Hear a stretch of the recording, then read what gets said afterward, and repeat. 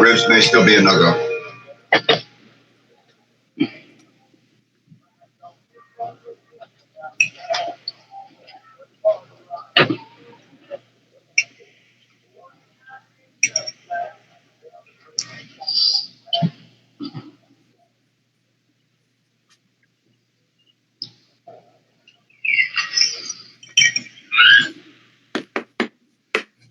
There goes Izzy. Fuzzy Wuzzy. And I can't hear Izzy.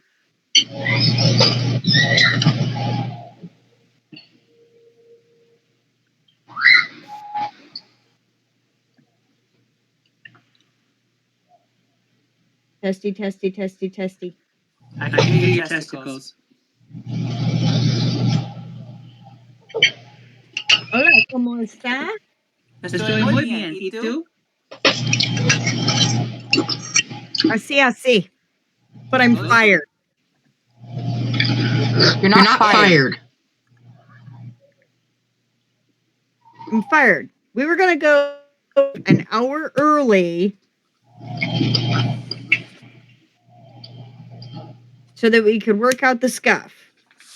But no, I just spent an hour finishing up writing 1,000 words to submit that don't have anything to do with prompt stuff. But is what it is. I need to gauge your all reaction. So, Julie's eating? I'm just getting broccoli in my system. Hey, there we go. We like trees. We like eating trees. And it's butter and garlic. Some people eat them, some people smoke them. I don't do either. You don't like broccoli? Huh. That's interesting. All right. Julie. Let's raise Patrick's volume a little bit. Eat your broccoli. So now it's broccoli. But I love broccoli. I didn't as a kid. I'm on camera eating. You're on camera eating. I told you we were live. Yeah. Hold on, let me adjust this camera.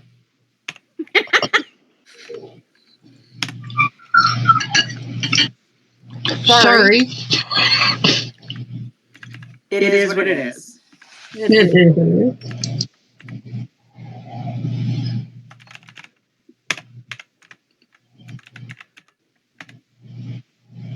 Hey everybody. Welcome. Hey. No sharks here.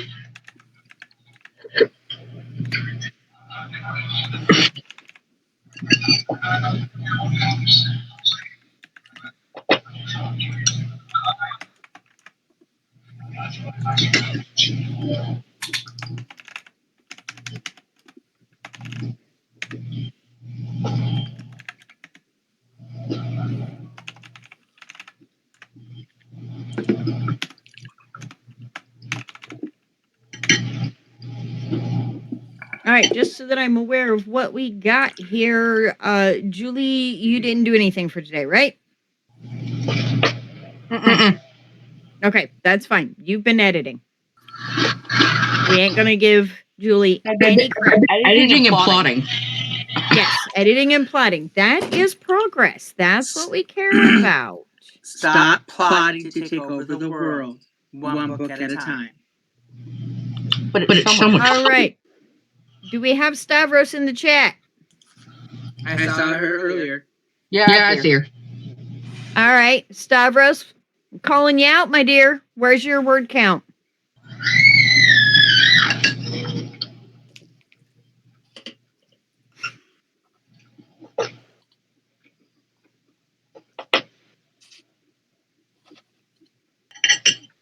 I ain't doing the work. There's just something about water chestnuts. I just don't like them. They're crunchy. But they're like overly crunchy. like unnecessarily crunchy. That's what I mean.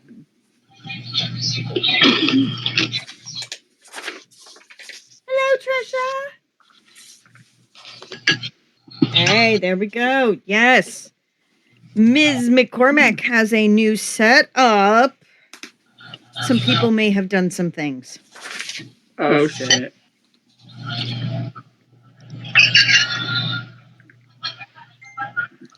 I don't know whether to be intrigued or a little nervous.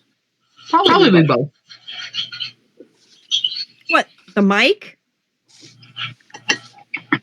No. I thought you meant her story. No. Her new mic. Oh. We are all getting professional up in here. Not me. I'm operating off my cell phone. I'm using my tablet, sorry. All my money goes into getting these books done. Oh, no, of course. I still have to send Stuart a payment. Fuck.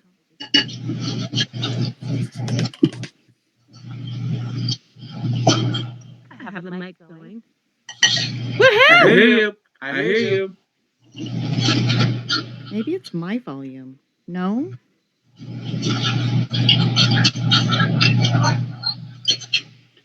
I hear Julie just fine.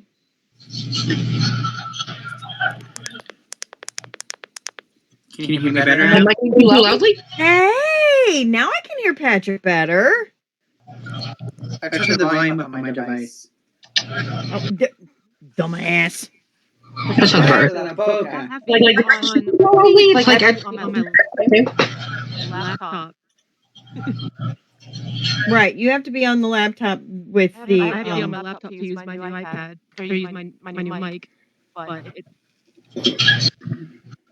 there's so much lag happening right now. I'm trying to figure out where it's coming from. I understand that. All right, folks, give me just a second. This is going to be much less scuff.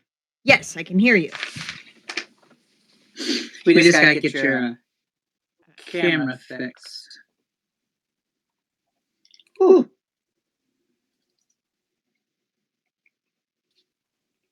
You see me? Like, is my camera working? Or No, all I see is your I can view as much as logo. me. All I can see is just your logo here. Okay. I'm gonna. And it says you're muted, but I can hear you. Okay.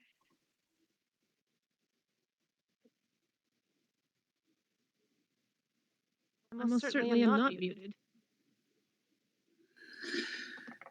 I'm wondering if Jack.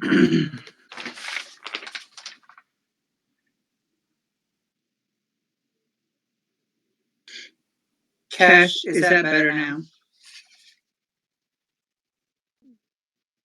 Does the echoing stop? Okay, so then it's not me. I had two devices open. I had my laptop open so I can see the conversations and stuff, but I'm going through my tablet to actually be online.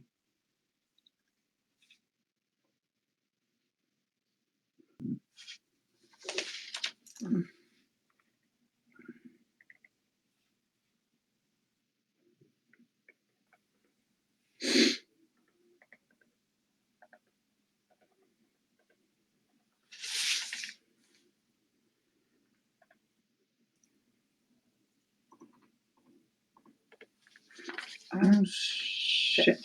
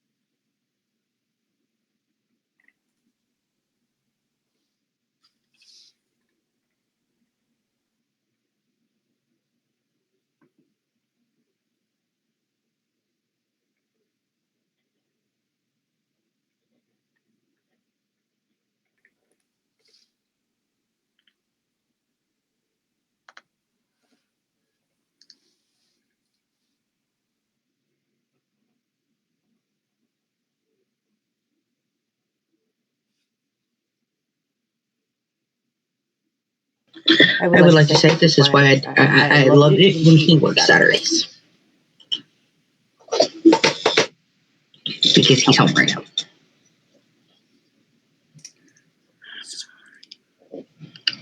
Yeah. So hi. Okay. So put those up there.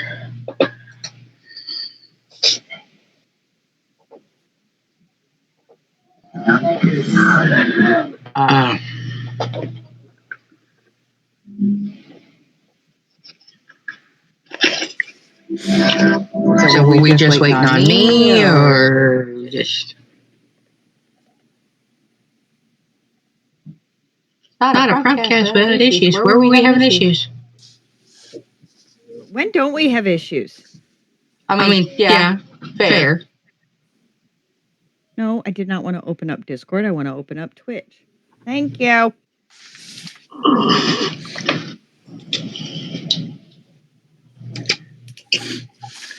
Today was a busy day. The pups let me actually clip their nails, which was surprisingly successful this time. Is it one of those like we don't talk about it? like it happened, we just don't talk about it. Well, the last couple times we tried to clip the nails ourselves, they get nippy and bitchy. This time around, we were going to take them to the vet, but we couldn't get into the usual place we go for them. And I just sat down. I had sheets, I had the clipper, and I had the grinder, and I'm like, pick and choose which you're going to get it done. And I took a flashlight. I saw the quick and marked it on their nail with a Sharpie. I just went to town, clipping and cleaning. They let me do it. I gave them a treat. After the fifth nail, they just sat there and just let me do the rest of them. I'm like, please, Jesus. They got treat after every nail that got done. They were happy. Robbie tried to get the TV in the living room. Was broken. It just was on the wrong HDMI.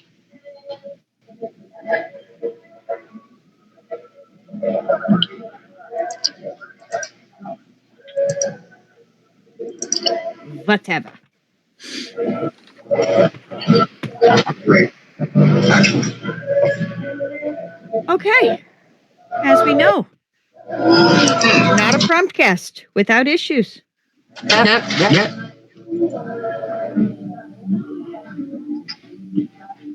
Okay, tonight we have 1, 2, 3, 4, 5, 6, 7 submissions. And stay tuned to the end because we have some announcements about the upcoming weeks. Yes, we do. Very much so. How things are gonna play out. All right. My mind got changed.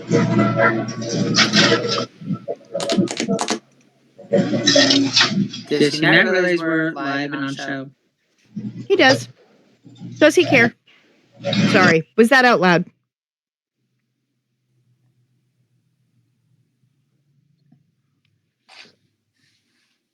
All right. Welcome once again. I don't know how many times I'm going to say it tonight to the Hold My Pen Promptcast.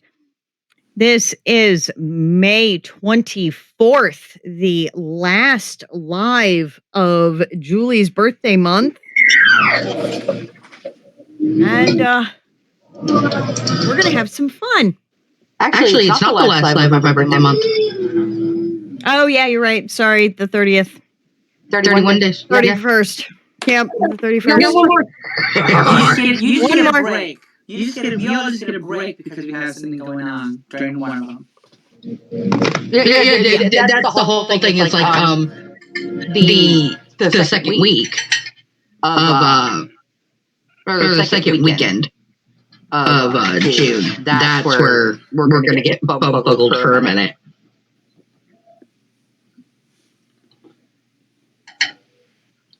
But yeah, It is 8:30. You know what time it is. Well, it's 8:30 Central. You know what time it is. It's time for the Hold My Pen Promptcast.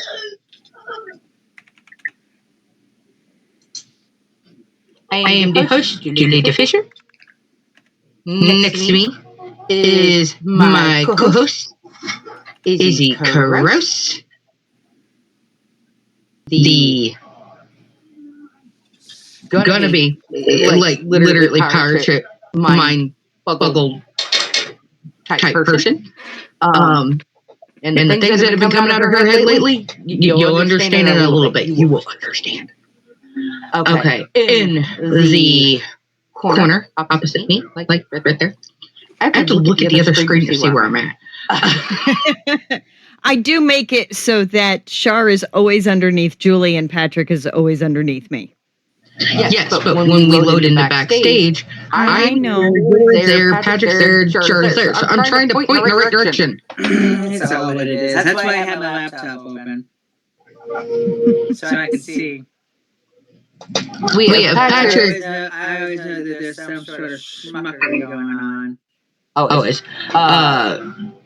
We have PA Power. And then in the other corner, the woman, the myth, the legend, the one who's still trying to get her mic to work correctly. C.R. McCormick. You want to hear? I'm trying.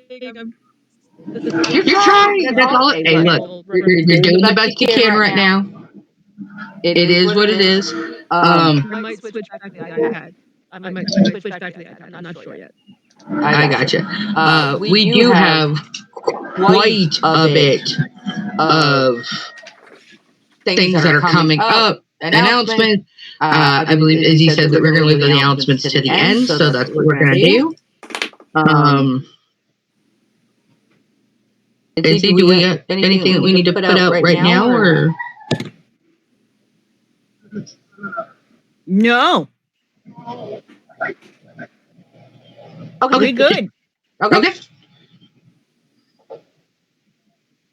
All right. So as we know, this is Hold My Pen Promptcast, where we put out a prompt chosen by you in the comments. You vote, and then you guys all have all week to write to your heart's content. Put a little dribble there, put a little dribble there, and submit by 3 p.m. Central, unless you're Izzy and wait until 3 seconds before it's supposed to go live, and work on the prompt. This week's prompt was to use this dialogue. Do as I say, and no one will get hurt, or something to that effect. So our first submission is our latest anonymous submitter with something entitled Chapter 2, A Wish with No Candle. The lights were dim, the table set with mismatched plates. A half-melted candle flickered on a store-bought birthday cake. Pink frosting too bright. Clary lit the wick with shaky fingers. Ava sat across in unicorn pajamas, legs swinging, face lit by the flame. All right, birthday girl, Clary said softly. Make a wish. Ava didn't move. Clary tilted her head. No wish? Ava shrugged, eyes on the candle. I don't want to. Why not? A long pause. Because my last wish, I made on a falling star. I wished for Daddy to disappear. Clary stilled. Now he has, Ava whispered. And I miss my daddy.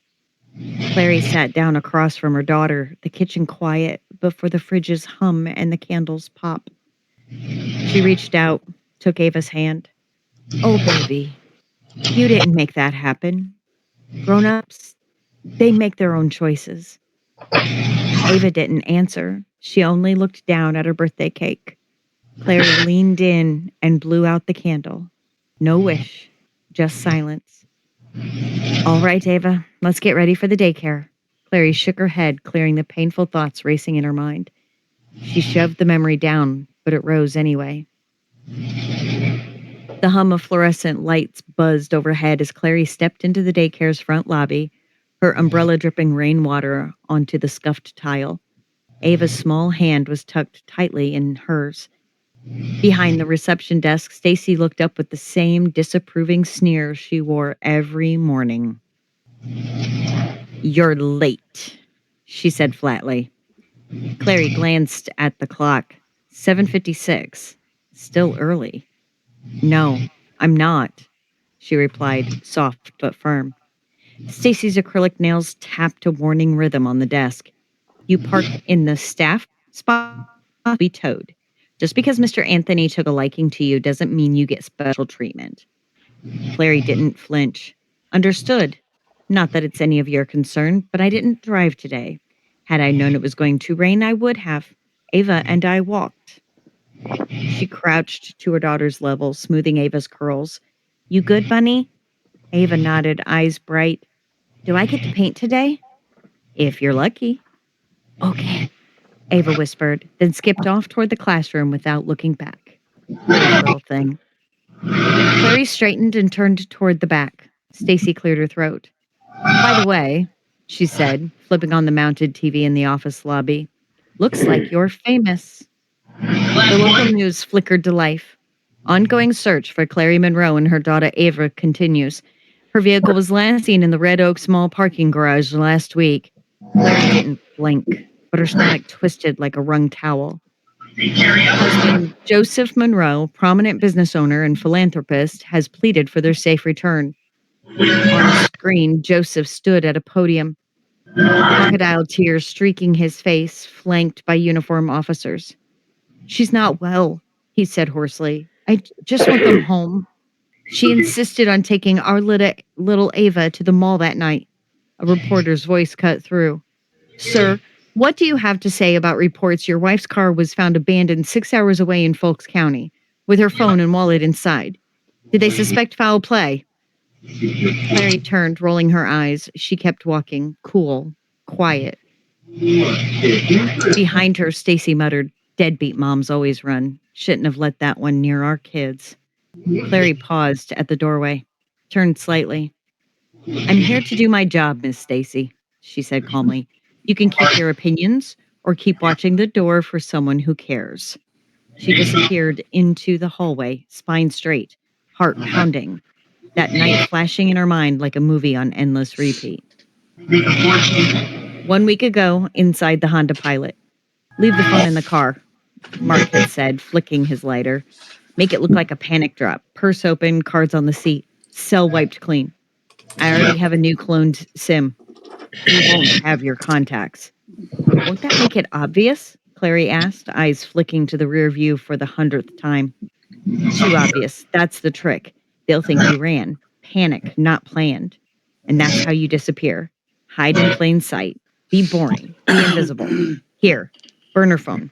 My black card. Paul's got you set up in a condo." The classroom smelled faintly of finger paint and apple juice. Clary helped a squirmy toddler smear blue paint onto construction paper while trying to keep glitter out of her coffee. "I did it!" the little boy shouted, flinging his brush like a mic drop. "You sure did," Clary laughed, kneeling to pick it up. "You might be the next Picasso." Behind her, laughter drifted from the sink. She caught her name, the tone. 3 staffers stood whispering. One, Jessica maybe, turned her back, cold, iced out, just like Stacy planned. Gatekeeper gossip. The new girl with secrets and no pedigree. Tolerated, not trusted. Clary ate lunch alone, cold pasta salad from a Tupperware. The silence louder than the hum of the vending machine. She checked her burner phone. No messages, no news. Quiet was good. But every time the door chimed, her shoulders tensed. Every passing black SUV made her breath catch. He could find her. He wouldn't. Not yet. Amber sunlight filtered through finger-painted windows. Clary moved between easels, collecting art. She paused at Ava's table. Can I see what you made, Bunny? Ava looked up, thoughtful. Is it okay if it's weird? Clary smiled. I love weird. Ava held up her drawing, a forest in crayon greens and browns. At the center, a figure, tall, gray, not quite human. Its arms were long, its head too narrow, its eyes red dots scrawled hard and heavy into the page. What's this? Clary asked gently. The man who walks weird. He was by the playground fence yesterday, but he's not all the way a man. Clary's breath playfully hitched. What do you mean? Ava whispered. I think he's a little bit a wolf. Clary stared at the drawing. Could be nothing. A child's imagination. The angles in those limbs, the detail. It didn't feel like play. Well, Pumpkin, it's time for lunch. Eat, and Mommy will be back after my lunch. Clary walked out of the room thinking about what her daughter told her. She soon pushed the thoughts to the back of her mind. Arnold dumped Ava's lunch not long after Clary allowed the door to close behind her. We don't allow trash in the building. Didn't your mom tell you? Eat dust, Arnold, Ava shouted, tackling him with a handheld vacuum. Turning the vacuum on, it locked onto his bottom lip, pulling hard. Ava! Clary's voice cut through, firm. Arnold spun, pulling his lip free, smug. Just wait till I tell my mom and dad. My aunt says you and your brat don't know your place. Clary stepped closer, calm and cold. Then go ahead and tell them. Tell them a cleaner, now teacher, raised a girl who fights her own battles. Little boys like you grow up to be men thinking that a woman should be seen and not heard. Well, I'm teaching Ava to be very loud and proud on who she is, little man. Arnold shrank back, seeing the fire in Clary's eyes. Clary picked up the vacuum and handed it to Ava. Next time, use your words first. Ava nodded, cheeks flushed. Clary smoothed her hair, and together they turned away, the hallway light catching the folded crayon drawing still in Clary's pocket. From the office, Stacy's voice rose. She's not even certified. You know that, right? Anthony just hired her. No vetting, no interview, nothing. My brother will rip her head off if a single hair on Arnold's head is out of place. Clary folded the drawing, slipped it into her pocket, then walked back to the office, her voice steady, her skin prickling. Stacy, I will tell you one last time, leave my name out of your damn mouth. Who the hell do you think you are? Isn't it a little late to be asking that question? She asked, turning away. We've already crossed the line. Wait till my sister finds out what your little bastard did to my nephew. How do you even know about this? I was just coming up to report on it, Stacy. What? Now is the place bugged because you think I can't do my job? Clary bit her lip to hold back what she really wanted to say. The two were interrupted by a man in a long, black trench coat. Just do as I say and no one gets hurt. Clary could feel his hot breath on the back of her neck. Stacy had already retreated back away from the two of them, leaving Clary to fend for herself. Clary spun around to only have her grabbed by the throat. He pulled her close, taking a long sniff. Clary reached over on the desk, grabbing the first thing her nimble fingers could grasp. Pulling it, she raised it, crashing it down onto his head, causing the man to let out a howl of pain. Briefly, his eyes appeared to change color, his face distorting in anger. Clary closed her eyes, saying a silent prayer when suddenly the man's grasp let go and he ran from the office, jumping out the nearby window. Clary's vision blurred out before she could hit the ground. She was tucked into a set of strong, warm arms. We're gonna interrupt now, Mayor. Pushing each other since we're just time to use the energy to do something good for them. Count on it, sir. We'll bring Fortune back to the village. That's right. Well then. That was interesting. Right on the number 88. Yes, yes, it was. Yeah, that's what it is. People become.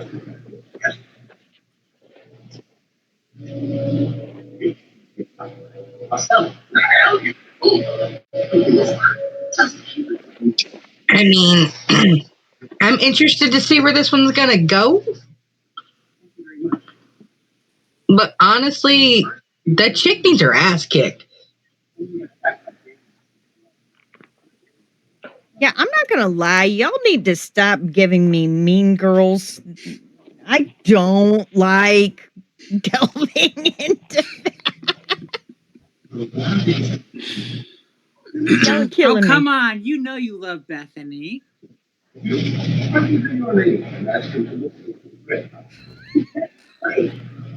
Okay. Izzy, I'm safe because your camera's blurry, so I can't see the devil look on your face, but I know it's there. So, not to derail the conversation, but as I mentioned, I was trying to run off my laptop because I have a new mic, and unfortunately it's USB-C with USB. But I was looking at the picture, and I just noticed this weird little loopy thing here. I figured it was just something to hang it off of, but it turns out it's got a proper USB. I might be able to run my new mic off of my iPad. So this is gonna get interesting. I mean, I don't think I've ever seen one. Maybe doesn't do it, but I assume always. This is why I read the manual. No, this is why we read the manual after we fuck up. Rephrase. This is why we don't throw out the manual. Right. No, absolutely. This is why we don't throw out the manual. Okay. Let me see here. I've always wanted to see what Emperor lives next to it. Well, not exactly. Is a new our land is always like a corruption.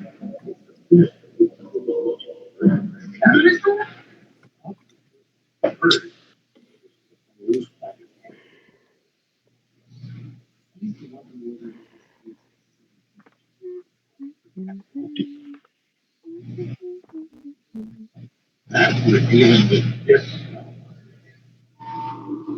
Absolutely, Cash. Terrorizing the area. This thing can go attack it right. I reckon number class. Can we hear me now? I can I can hear hear you you. now. Yes. I mean, let's do that.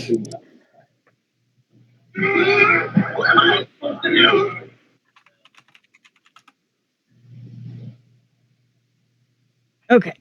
Perfect. But again, these are all rough drafts, and that prose was.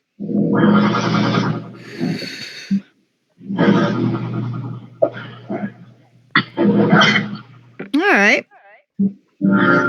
Oh. Speaking of heart palpitations, up next is another entry from PA Power, Heart of Stone. Oh, Lord.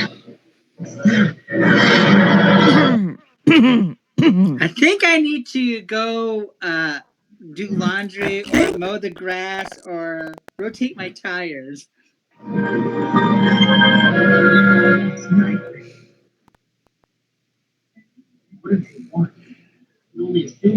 I really hate that my camera is blurry. I'm grateful for it because I know you're going to kick me.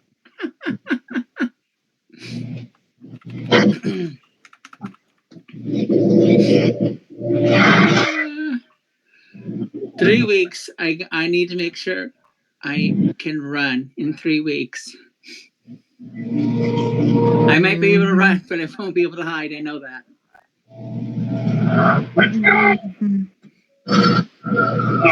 Yeah.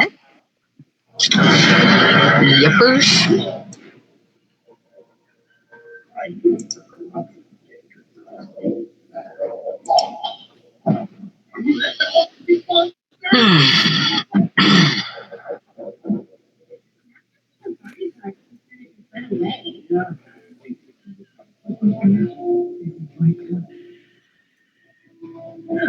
I have to say sorry.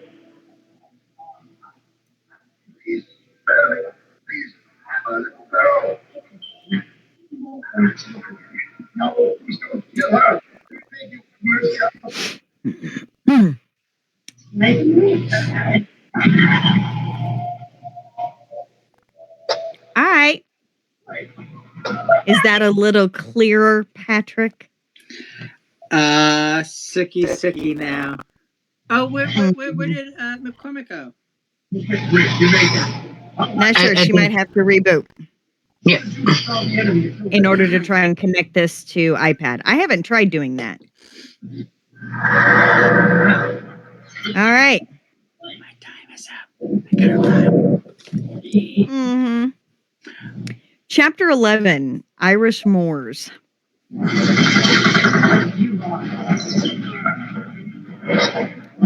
Amanda stood on the cliffs, her body fatigued from a sleepless night. The wind whipped through her tangled hair as she gazed out to sea. Below, waves crashed violently against the rocks, echoing the turmoil inside her.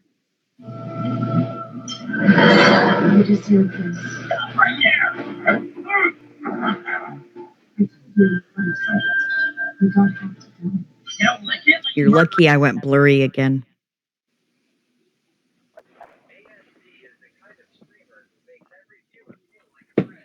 There are but 3 things that can no longer remain hidden, she muttered, watching the endless churn of blue-gray water. The sun, the moon, and the truth. Her voice trembled, barely audible over the wind. Amelia, it may come centuries too late, but the truth will come out. I will help the people know what happened. I just don't understand. Where did they all go? She closed her eyes. I need you to tell me more. Amanda turned slowly from the cliff's edge, heading back toward the professor's cabin, unaware that high above her on the rocks, a pair of young eyes watched her every move.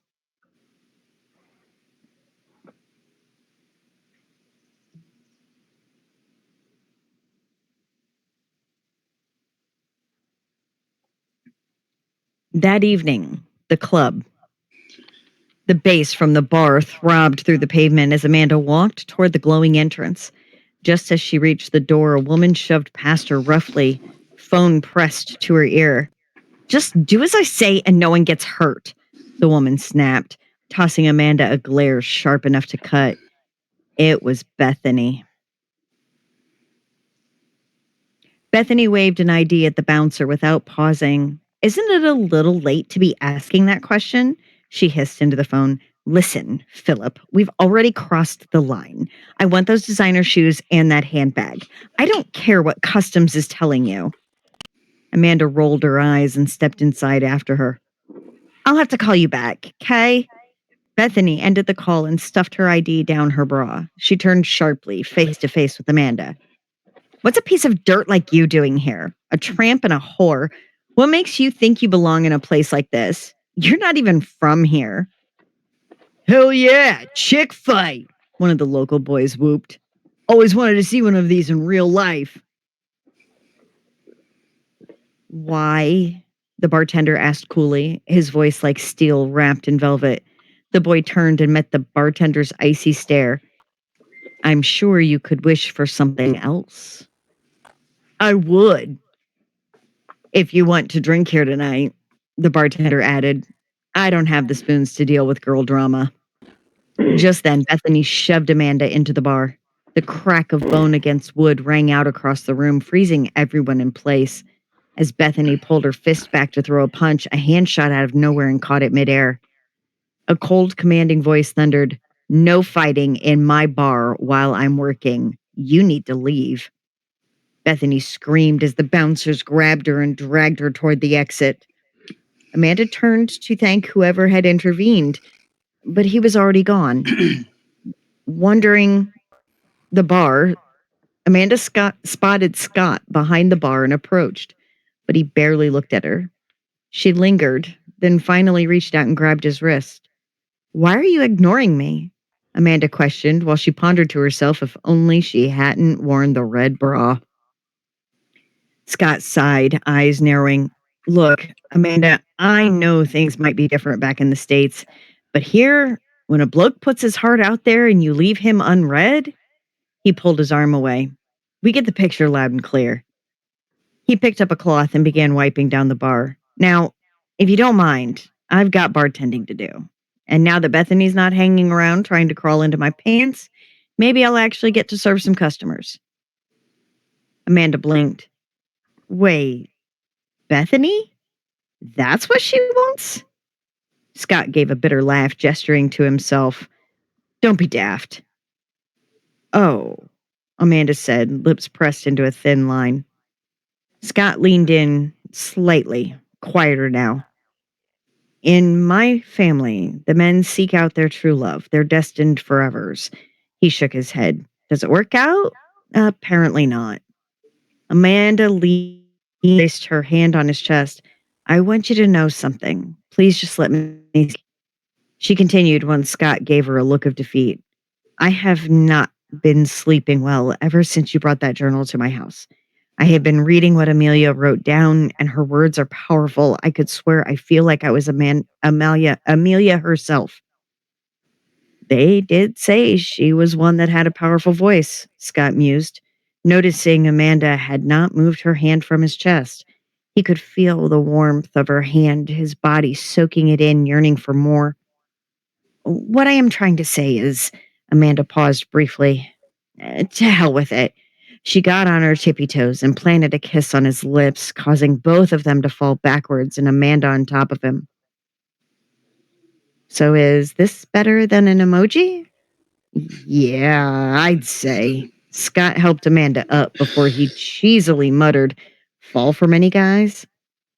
Only cute ones from Ireland that seem to always be cold. Amanda started to giggle, turning to walk away. Oh, no, you don't. I can't have my girl wandering the Irish moors without her guy protecting her from any wandering fae or banshee. Grasping her wrist, he gently pulled her in closer, kissing the top of her head. Amanda, we need to talk. Well, that has to be record timing. Boyfriend, not even 5 minutes, and we already have to have we need to have a talk chat. I just want you to know everything. What do you know about curses? Has Amelia written about one in her journal? Not much, and no, she has not spoken of one. Why do you ask? I always thought curses were, well, superstition. But the more I read of my ancestor, I don't know. Wait, did you just say Amelia is your ancestor? Scott looked at her in bewilderment. Yeah, why? Well, that explains a lot. Scott started to have a faraway look in his eyes. Amanda let out a squeal of pain as someone with a strong grip pulled her away from Scott and down the hall. The sound pulled Scott out of his thoughts, seeing her getting pulled into a storage closet. Scott ran after her and pounded on the door. Francis, you bastard, you let her go, or so help me. Muffled screams came from within the closet. Taking a deep breath, Scott lifted up his foot, ready to kick the door down when Francis could be heard cussing and raising his voice. The bitch bit me! If I get my hands on you, you whore ass will pay for this. Suddenly, the door was open and Amanda stood there, seeing Scott ready to fight for her. She ran into his arms once again, causing them to end up on the floor. He tried to force himself on me. Amanda's voice came out in sobs. Hold tight. Scott stood up and walked in, slamming the closet door. A brief scuffle could be heard, then Francis pleading, Dude, I didn't never touch her. See? She saw to that. She damn near bit my finger off. Well, she is my girl. Touch her again, and what she did will be child's play. You won't be around forever to protect her. Does she know your family curse, cousin? You are the firstborn son. I am born from the woman's side of the tree. We don't get the curse.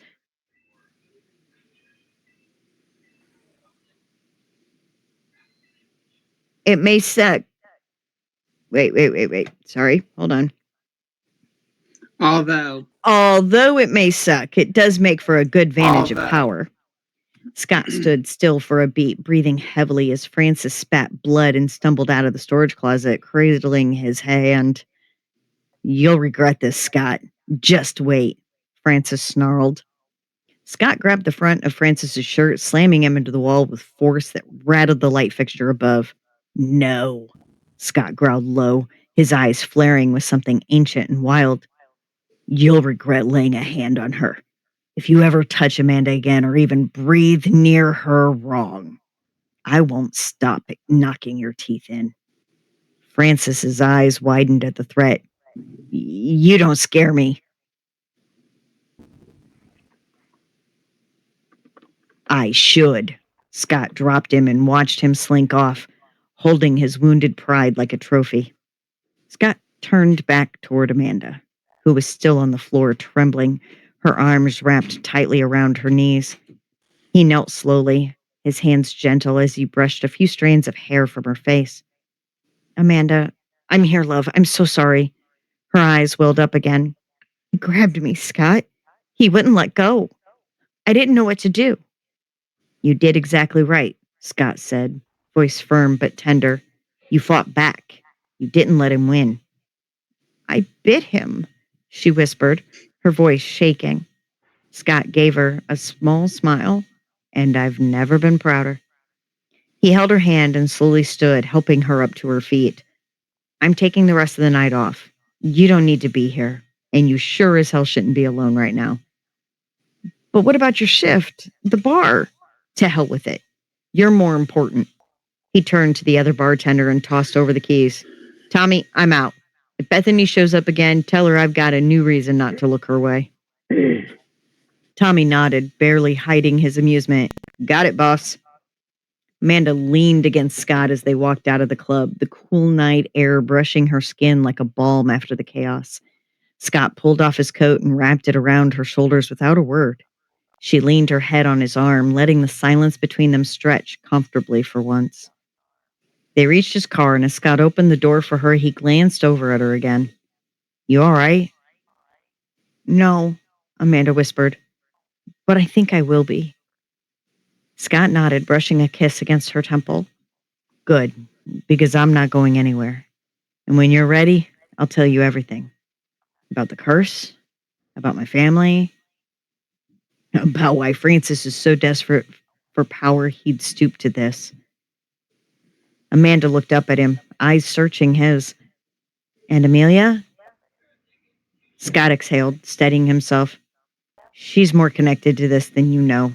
And if she's your ancestor, then it might mean you're the one who can break it. Amanda blinked, heart racing. What if I don't want that kind of responsibility? Scott gave her a soft smile. Too late, love. The Moors have already chosen you. But enough of that kind of talk. Can we be just two people in love for the night? As long as you know, Amanda raised a brow. No funny business. I just want to watch the sun come up with you in my arms.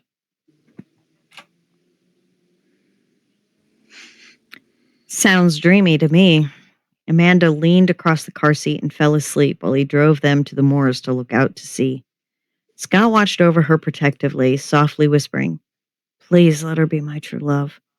Putting the car in park and turning the key off, Scott turned in his seat, allowing Amanda to fully rest on his chest. Leaning down, Scott kissed the top of her head. Sleep tight, my little princess. Closing his eyes, he allowed himself to drift off to sleep. Both lay in a warm slumber, but once again, Amanda's mind and soul traversed the time and space. Her eyes fluttered as Amelia's world came into view. Using her mind, she reached out. Amelia? Oh, good. You're back, child. Now that you have met my prince, tell me about yours. I can feel him in your heart, so don't play me for a fool. We kissed. Oh, was it magical? Not as magical as this, but yes, he knows of you. How? Amelia's words came off cold and cautious. He is the descendant of the caretaker of the castle. He is also the one who brought me your journal. That's because everything of mine has an enchantment to find its way to my bloodline. So it's cursed? Amanda pondered. No, not cursed, child. A curse is something dark and evil or mean. Amelia's voice was coated in glee. Then why would you have cursed his family? Amanda pressed. I have cursed no family, as now that I am aware of. Amelia grew perplexed at the line of questioning. How does one go about breaking the curse? Amanda asked. Well, first off, child, one needs to know the curse. Some have time frames. Others have expectations of improvement. One must complete a task for the curse to break, or one of the bloodline can lift, if, but only if, they know that curse. Amelia's voice was constant, but unexpectedly the link was severed. Amanda sat up as the rays of the rising sun broke over the horizon. As she stirred, it woke Scott up, his gentle murmurs just soft enough to escape Amanda's ears.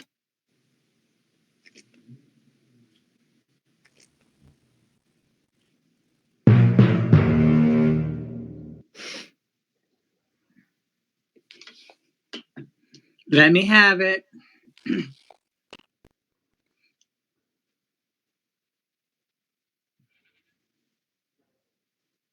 There are so many threads in that I just want to yank every single one and follow them all the way to the end. That's a good thing then.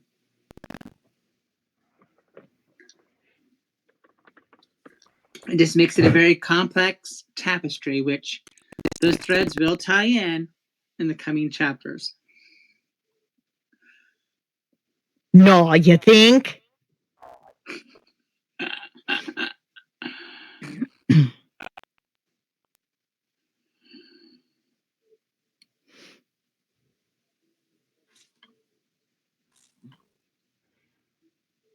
Right, Stavros? Answers. Answers now.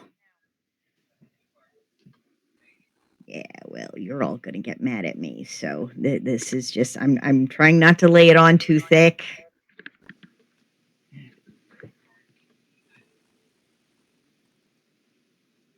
Oh, is that the reason we're not getting the usual Izzy commentary? Because you know what's fixing to come. She knows not. I have the chapters already written. I just need to fluff them, give them more context. No, brother. Not you. Her. She's not giving her usual badass little commentary because hers is last, and she knows as good as she gives as she'll get. Ah, that makes sense.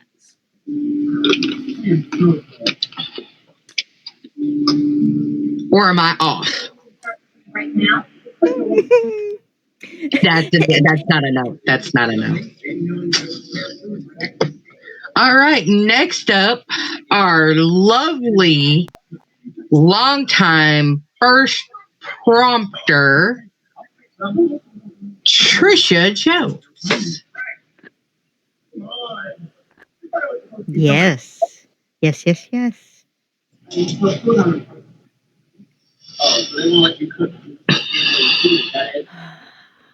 I snuck into my sister's room. She was waiting for me as I hugged her, gathered her bags. Then we went to our brother's room, and he was set too. Then we all snuck out to my car while Mom and Dad were still asleep.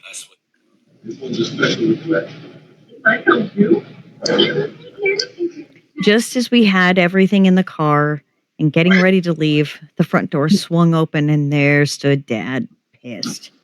He came rushing at the car just as I peeled away. We heard him yell, "If you have just listened and did what I said, none of you would have gotten hurt." We all knew it was a lie.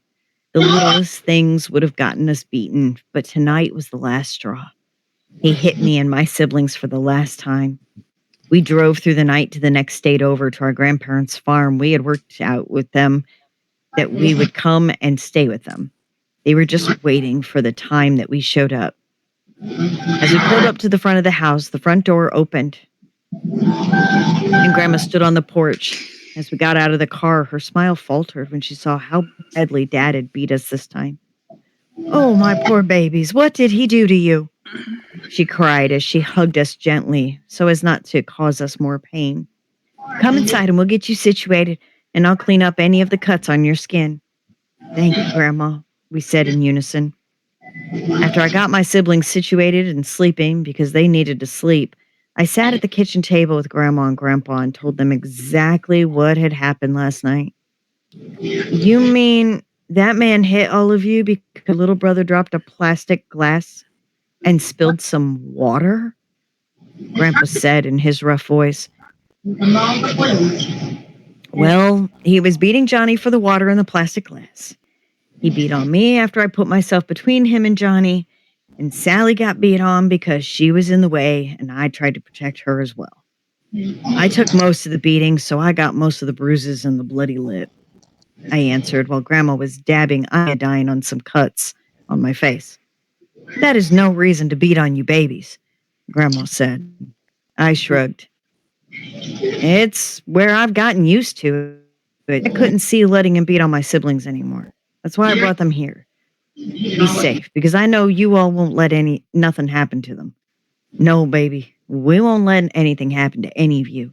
You're safe here no matter what, Grandma said. After a while, Grandma shooed me to bed to get some rest because I did drive through the night, and I heard Grandpa get on the phone to talk to somebody. Not sure what was said. I heard his voice. He wasn't happy. When we got up later, Grandma made us some yummy food and told us that we would have to start doing some of the chores around to help out Grandpa, which none of us had a problem with. Johnny dropped a fork when he was getting up to put his dishes in the sink, and he cowered like he was going to get beat. Grandma went over to him and told him no one's ever going to hit him ever again, that he was safe there and that everything will be fine. After we ate, we went out to the barn to find Grandpa to see if there's anything he needed us to do. He had us feed some of the animals, and after a bit, he brought us back into the barn to show us some of the new babies that were just born and let us play with them. I heard him sigh. Then he turned and walked out. I got up and followed him to find out what was going on when I found him. He was crying. I walked up behind him and placed my hand on his shoulder. Grandpa, are you okay? No, baby, I'm not okay. You guys should have had a life like this ever since you were tiny and your dad stopped you from seeing us. He wiped his eyes. I am so sorry we didn't come and get you sooner. I did not realize that it was that bad. I hugged him. Grandpa, it's not your fault. He hit it well. It just got to the point that I couldn't stand it anymore, and I couldn't let my siblings live that way anymore. I don't know. What if Ogre is framing another innocent person while the four of us are sitting here arguing about it? That's why I don't want us to wait. You know how much it hurts for no good reason. And it's not fun. I don't want anyone else to... Whoever this main character is, they are strong as fuck for as young as they obviously are. Old enough to be able to drive a car, but young enough to have younger siblings like that, to take it on themselves and to make those plans.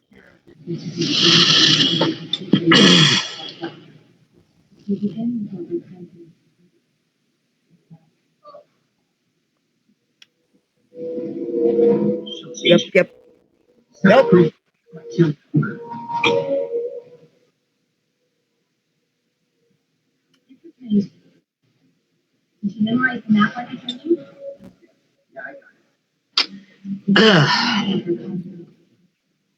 We're just doing deep and dark tonight, ain't we?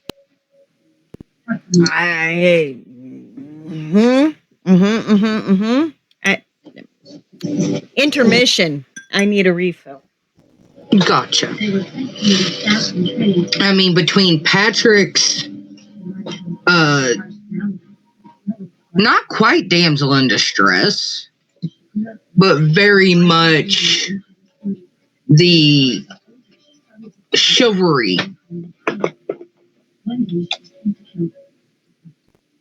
And then our anonymous,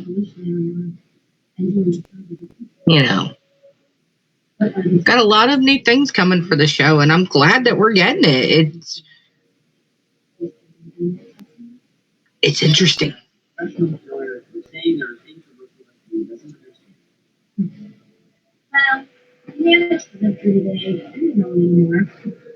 mean, it's just one of those things.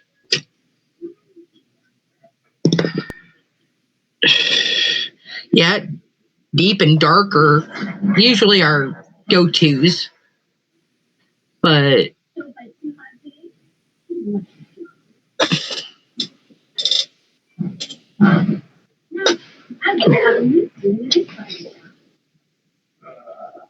Nothing like finishing off a long day of torture in the rocket back and forth. Master Otis. I have a matter of utmost importance. stop.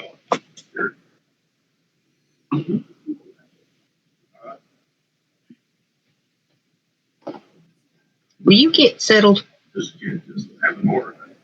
All right, start talking. Get home. Stormy tonight wants to be center of attention. I have to earn money to send back. Is that a transformer in the back? I should have known it was something like that. All the procedures. Whose background, Cash? I'm trying. Probably yours. That's not my problem. It's the kitchen. It's not my fault. You're right. It's yours. I can hear the little audio symbol. I can see, I should say. Not here. Somebody can find me. I don't see any All shit right. on the computer. It's like, unless that's what you're talking about, what Robbie's watching in the living room. Yeah, whatever he's watching. All right. Now, next up, Stavros delving into a different world entirely. She already apologized in the Discord for this, going, sorry, binge watched The Last of Us. Okay, let me get one of those night hawks that goes around killing all people. Yeah. We can squeal all we want, but the strong is ruling the empire, boy.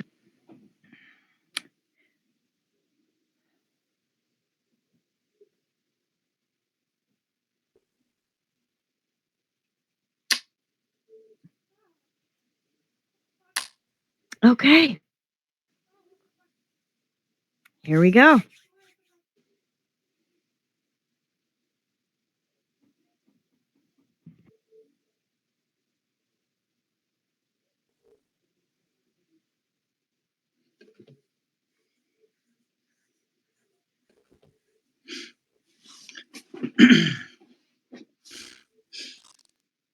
Oy.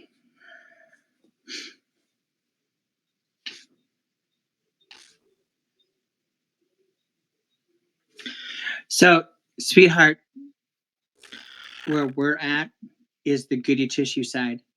The other side is the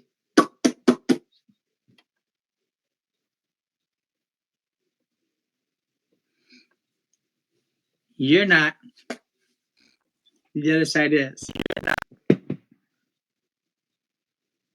I don't know what you're even going on about. You and I are child's play compared to the last row. Row 84 through 92 is triple X playdown. Makes Magic Mike look like child's play. So where we're at is appropriate for what we write. Oh, you guys are talking about Pac. Yes.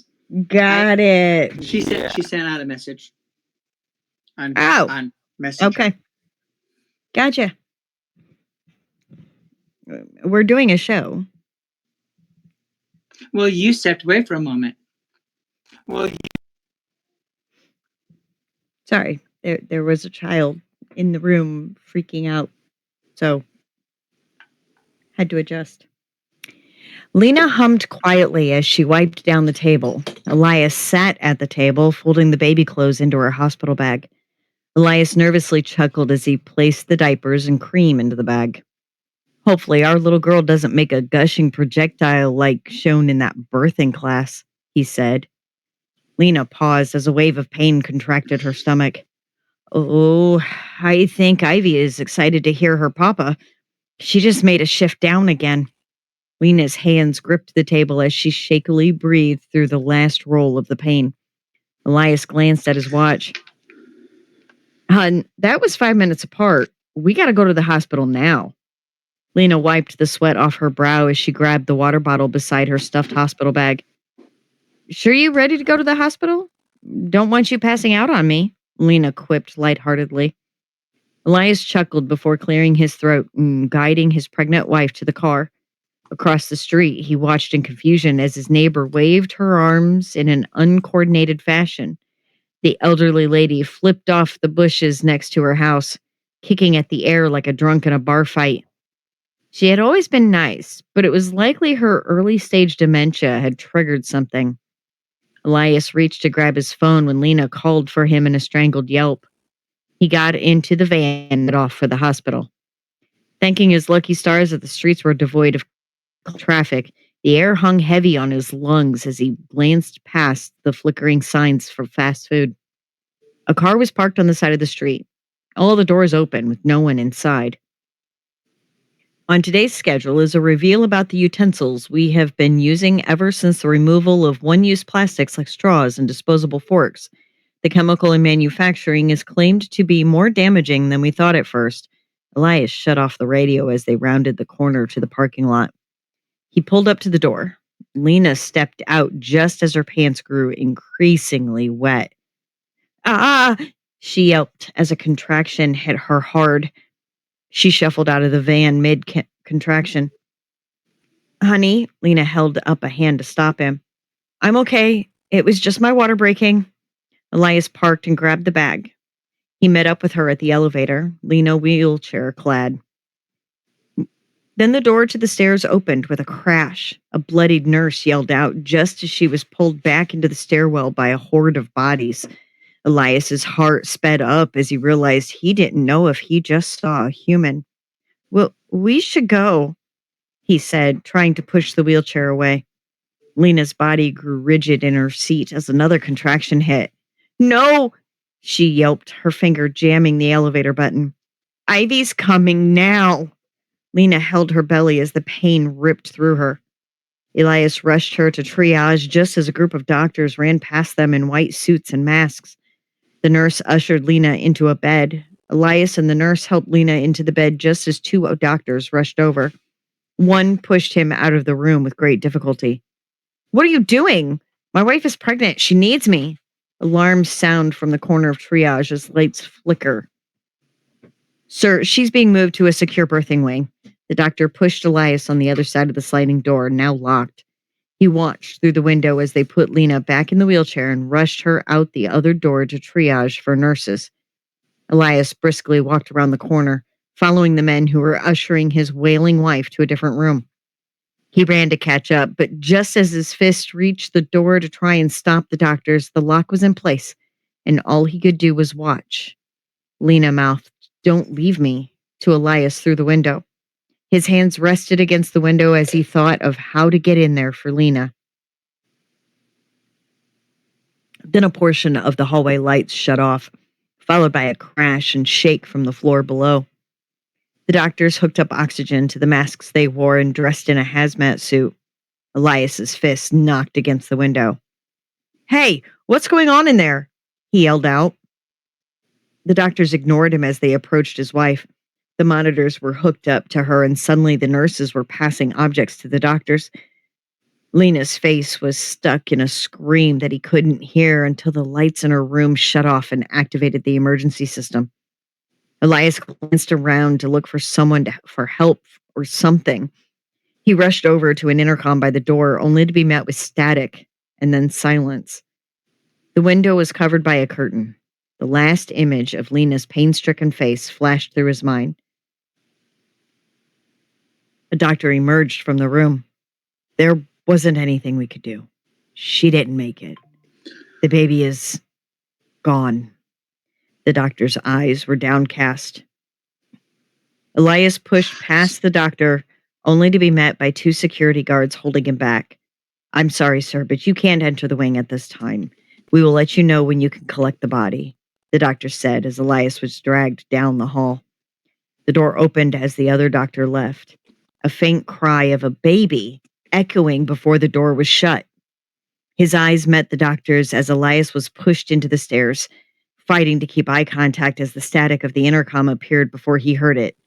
Elias, don't let them take her.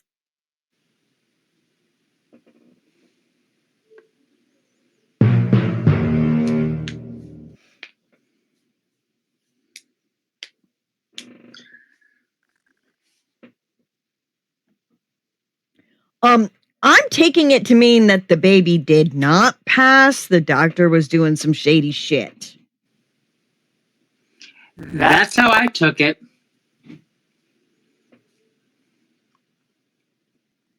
There isn't any rest, Kesh. That's it. That's why I screamed Stavros' name. Stavros, you're lucky you're a Canuck. You're lucky.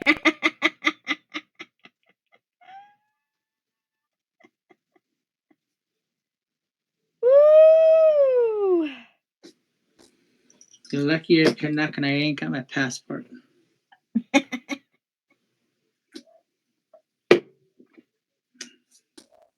Y'all. Okay. Real quick. What do you mean?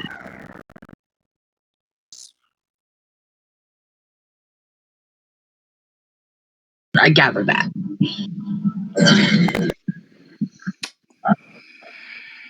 I heard something horrifying, and then child appeared quickly. So Oh, absolutely.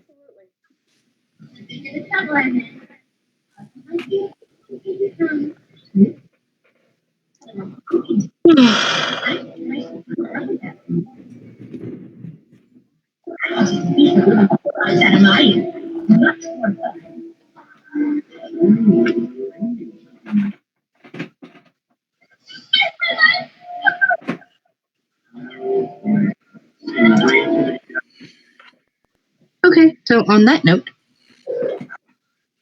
I thought you dropped because of what Stavros did in her story. I apologize.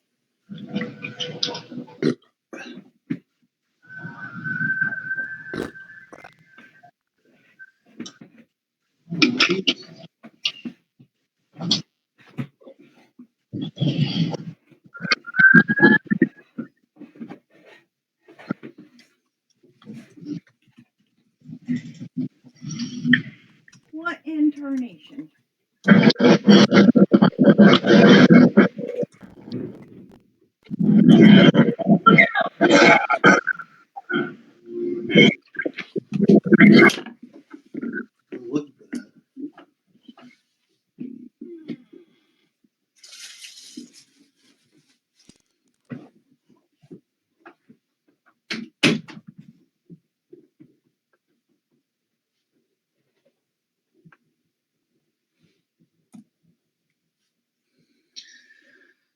Oh, Stavros, I want the rest of that damn story.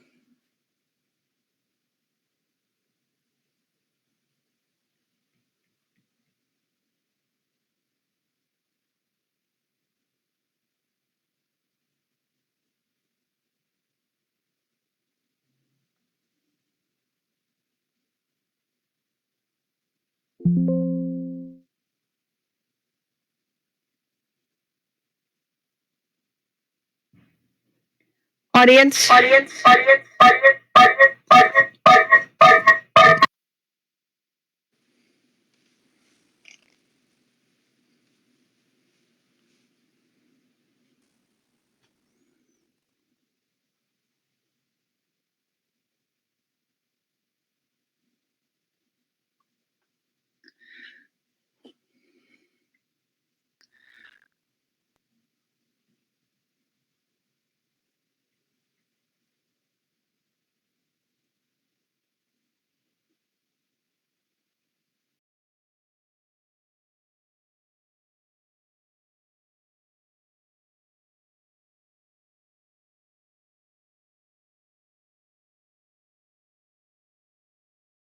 Yeah.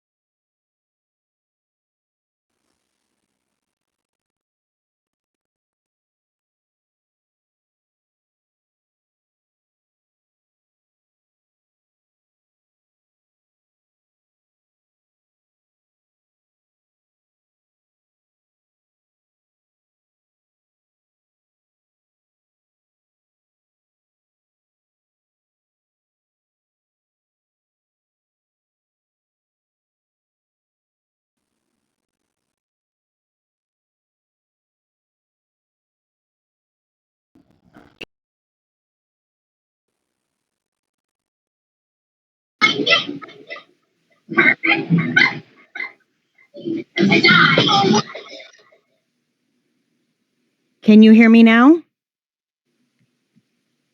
Well, I know the panel can. Can the audio? Okay. I fixed it. I fixed whatever I fucked up. Okay. So next up, Cash.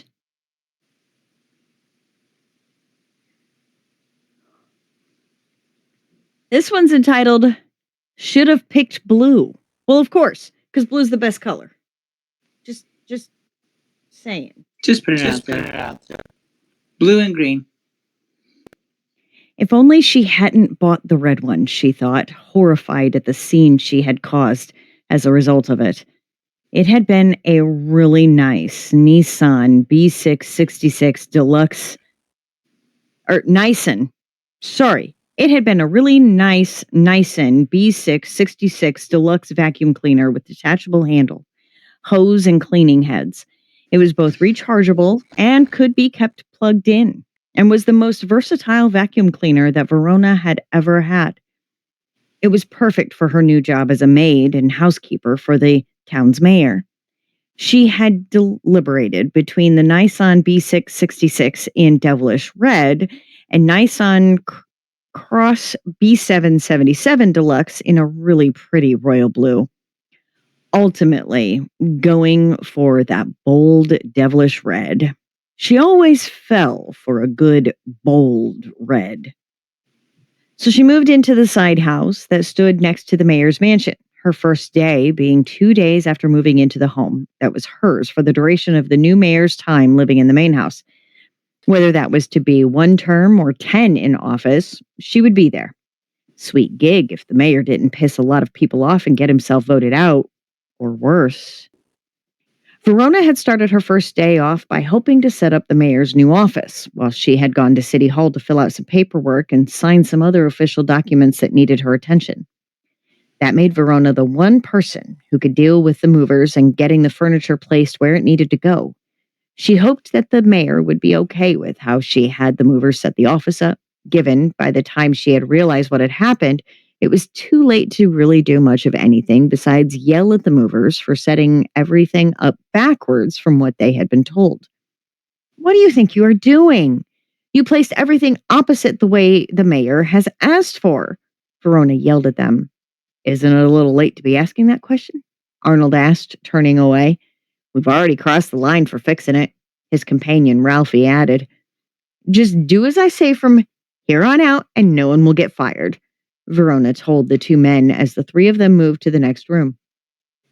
Verona began to clean it out while Arnold and Ralphie started to get the furniture moved into the hallway and staged to be moved into what was going to be the dining room.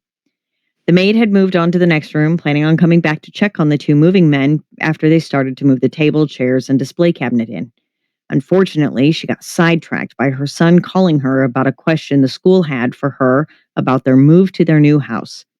She had to confirm with them multiple times. Was indeed the same address as the mayor's house, and no, she was not the new mayor.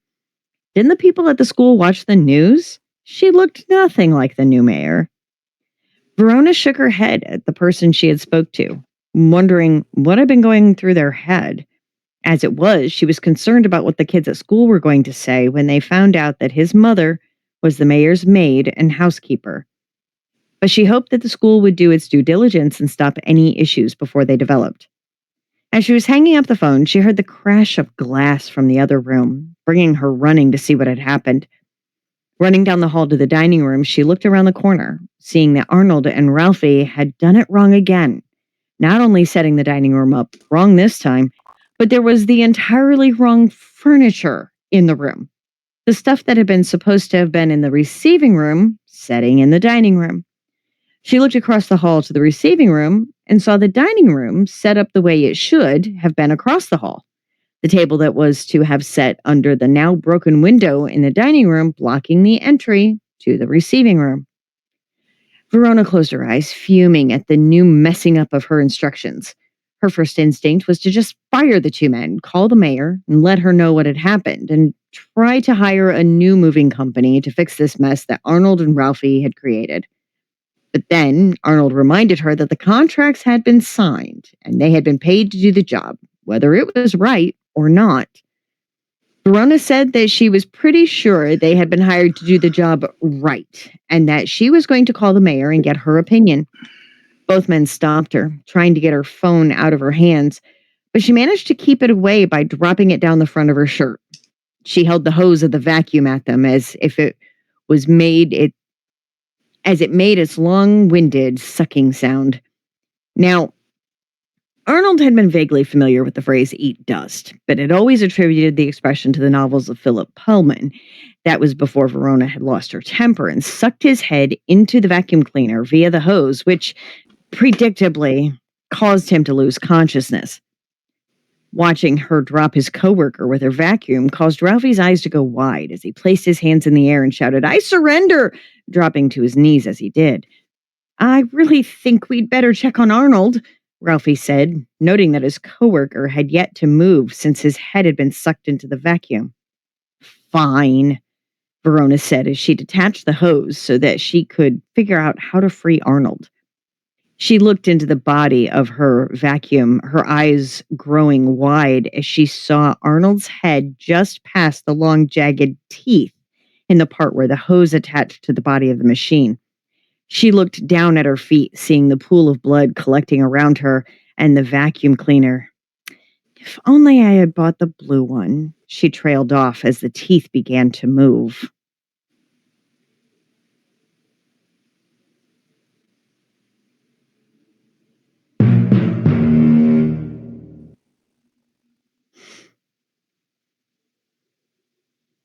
Dun, dun, dun!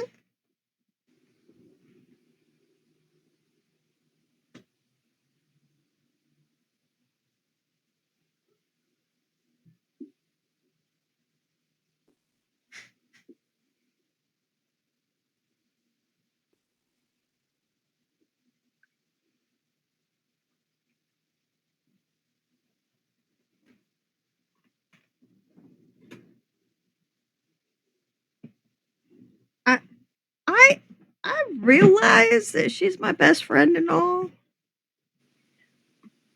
But I gotta say, some of the stuff Kesh comes up with, I'm really happy that she decided to be my best friend and not my enemy.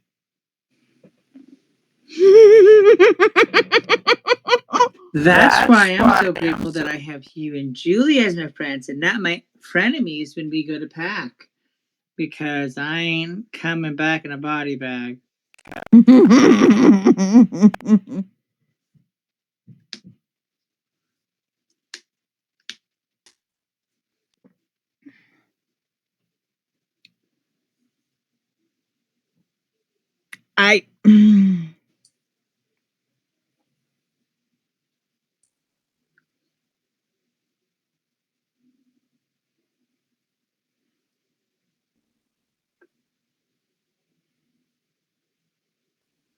I mean, that's fair, but at the same time, these are rough drafts based off of prompts that we just that we put out every Saturday night. So, a rough draft, a story start, get the creative juices flowing. Sometimes it's a little cartoonish, sometimes it's a little psychotic, sometimes it's a little lovey-dovey. We write to continue to hone our craft. That's fair. I liked Verona's reactions. Like, it was that nonchalant. I should have just bought the blue one. No. What the fuck's the blue one gonna do? I know what the red one does. What the fuck was the blue one gonna do? The blue one probably just goes better with the decor. Come on now. We have to accessorize appropriately. I knew we were in trouble when so you guys couldn't see it, but it was a letter 6-66. I saw the 666 physically with my eyeballs. Saw the 666. I knew we were in trouble. I did. But that's nothing compared to the trouble that is right around the corner as we get to our latest submission by Dahlia Mack. Dahlia? Let's hear it. Yep. And the very first words. Welcome to the Mogwai Games. Y'all remember the last time this came up? Horrified. Again. Glad that she's a sweet little Canadian that hangs out with us and we're not her enemies. Just saying. Just saying. Welcome to the Mogwai Games. The games will begin in 24 hours. As you wait, enjoy yourselves with our buffet, entertaining and everything you could possibly need to be comfortable. The voice over the speaker said. A group of 20 individuals gathered around chatting as waiters in masks walked around with various top-notch drinks for the new arrivals. People grabbed their plates and indulged in the finest food the host had to offer.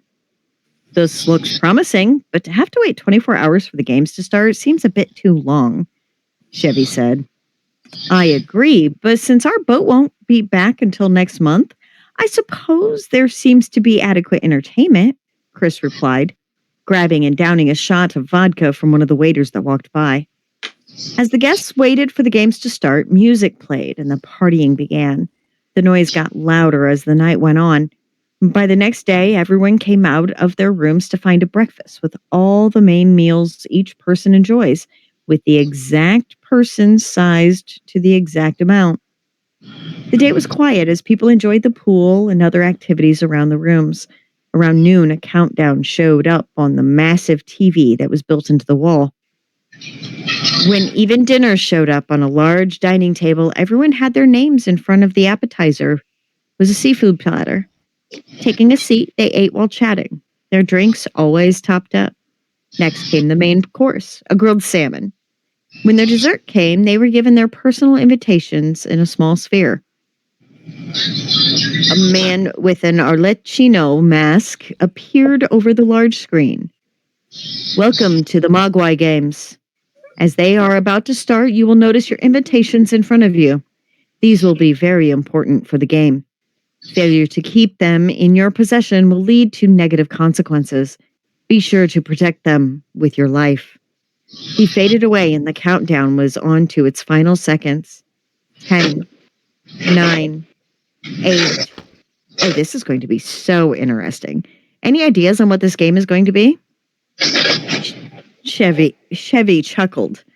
The room began to swirl and one by one people passed out. Waking up sometime later, the players were divided into 4 groups of 5, each placed in their own rooms away from everyone. The invitations on a table on the other side of the room, a message on the wall. Protect them with your life.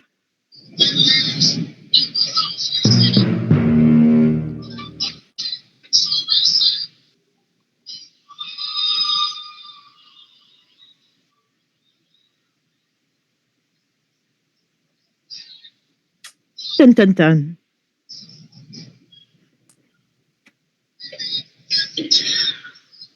Dahlia. Oh, no, you're fine. Get that education. Absolutely. Now, what our latest chatter, Drowning Devil 12, doesn't know is that there's a reason using Dahlia, or Dahlia 2, in our Discord chat is French toast. There is a major inside joke with that, and it involves people tasting like French toast smoothies. You had to remind me to ruin French toast for me again, didn't you? Just Yes, when yes, I got I to did. that point where I could start eating French toast again. Yes. Well, I guarantee one thing: we will not be eating French toast and packing the readers. It's just not without looking at it and going, "Dahlia should be here." Why? Because I'm packing the toast. No, what we just need to do is get a stack of French toast, and a little nameplate that says Dahlia. You know what? You know what I'm going to do? I am going to, in my craftiness, right? In my craftiness, I am going to make a little flag that looks like a Canadian flag. And I'm going to write Dahlia over top of it. And every time I go out and I get French toast, or anytime I make French toast, I'm sticking it in there and I am taking a picture and I'm posting it.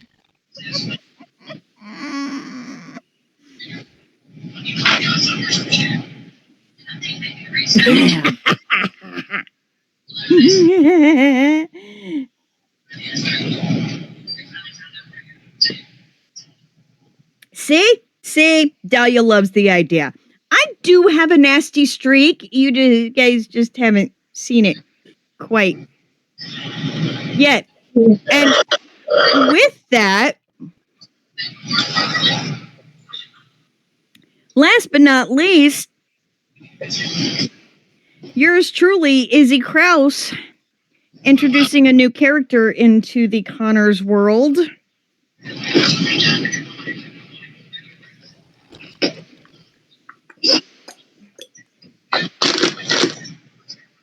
Yes, Tiny Irish Viking. Welcome to the chat.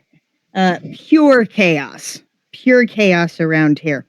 So, and we're here for it. Yes, absolutely. Now, as I have mentioned before, there are 6 siblings, 6 Connors siblings, and I've mentioned some of them, but we haven't met some of them. So here we are. Be gentle. October 16, 2021, 8:00 p.m. CEST, Paris, France, Fiona's apartment. Fiona Connors checked her phone as she unlocked and entered her rent-controlled apartment near Rue Oberkampf, her brow furrowing at the 15 missed calls from Thistledown's main number. They'd been coming in since 9 a.m. Her phone had been on silent all day, first for work at the Musée Carnavalet, where she'd been deep in the restoration of 18th century correspondence, then for an apéro with colleagues at a wine bar, tucked beside Square Maurice Gardet. Now, the stillness of her flat was a stark contrast to the anxious knot rising in her chest. She flicked the light switch into the on position and set her vintage leather satchel on the chair by the door, toeing off her low heels with a practiced wiggle. She barely registered the soft glow cast by the sconces, warm and low against the walls. Nor did she pause to inhale the carefully curated scent of her flat, a blend of lavender oil, old books, and the beeswax polish she used on the antique built-in bookshelves. Through the tall windows, cracked open behind iron balustrades,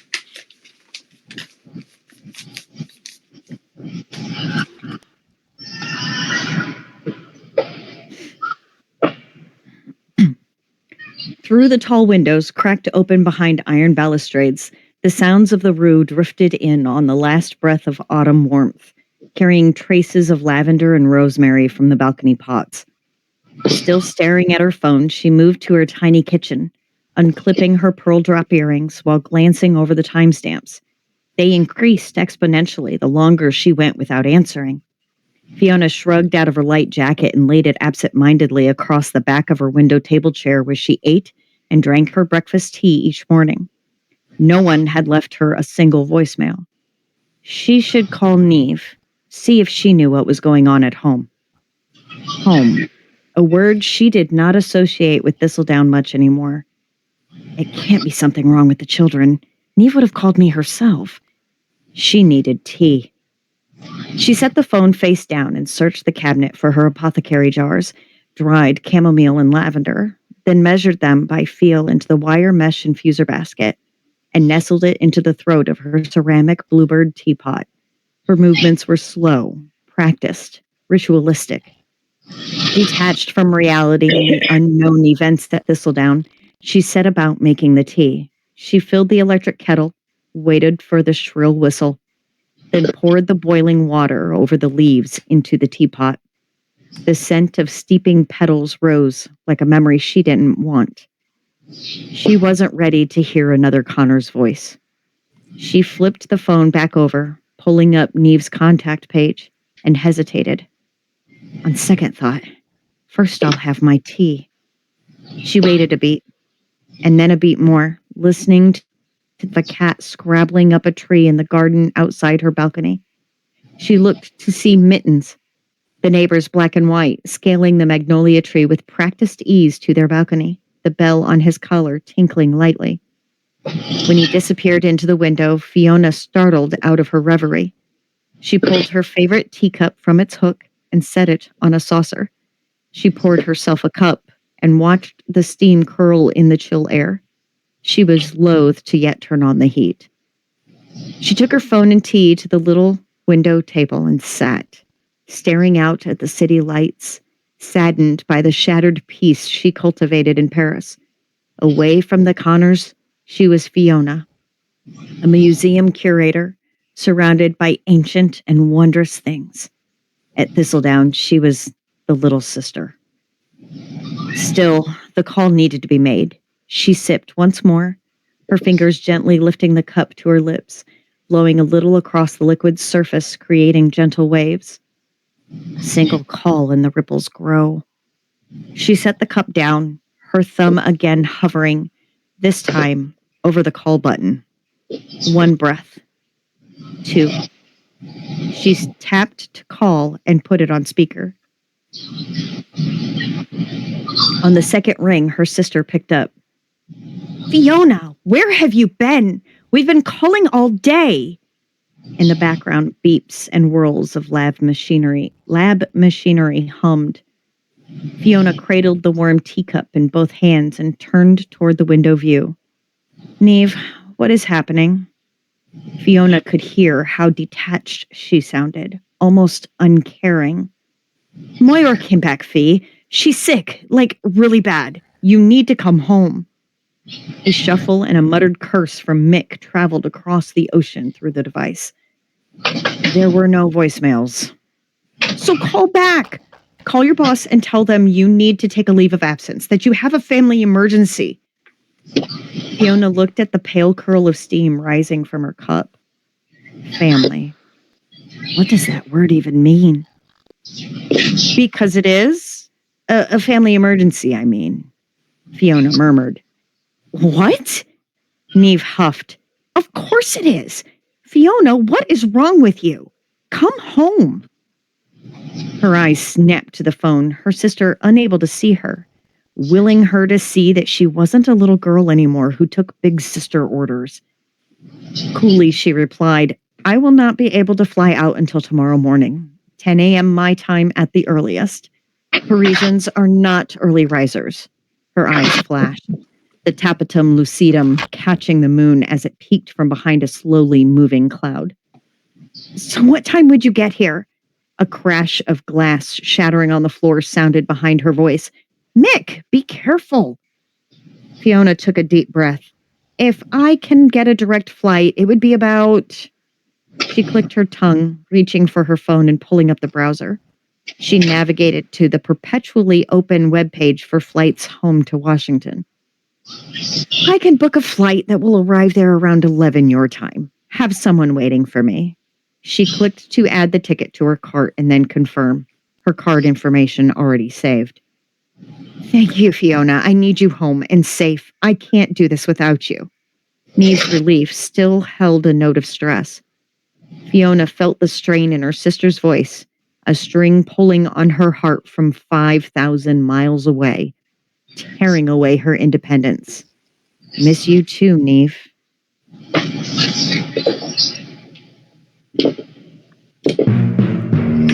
I like it.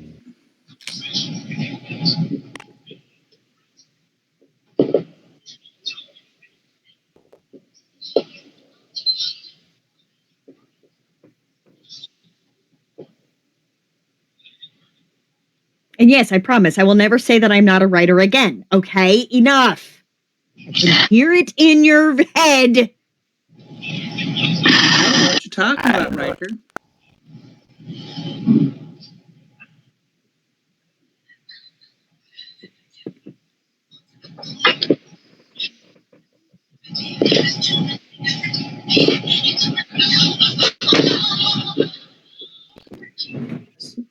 long as you know and accept your destiny, that's all that matters.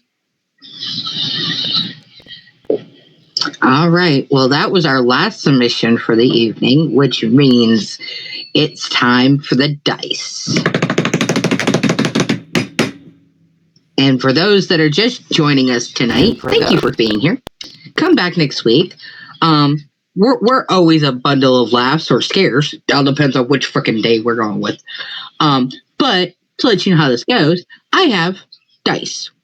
I roll dice. Izzy looks up our main thing of prompts, and where it coincides, there we are. At the end of our picking, you, the audience, regardless if you're writing for the week or not, you get to help choose the prompt. So please pay attention, and then you'll have numbers, and then you vote. So without further ado, here is the first pick of the night. All right. 31. Concept 31.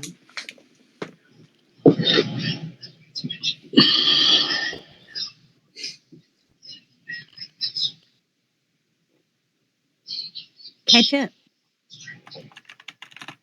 Mustard. Mayonnaise. Relish. Sweet or dill? Sweet. Well, actually, that would all depend on the dish.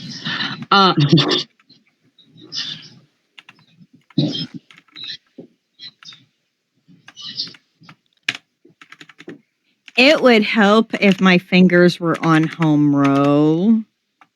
Yeah.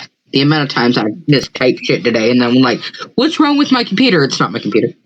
It's not my computer. Not the computer. Not the computer. It was the mama, not the computer.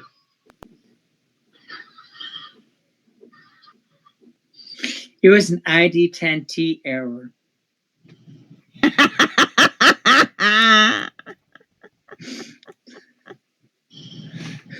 Izzy caught that right away.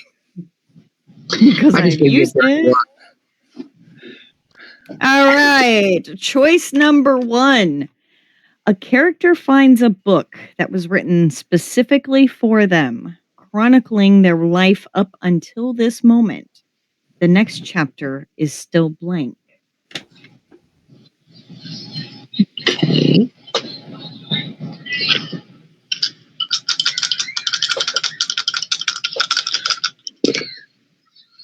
Ten. Concept number 2.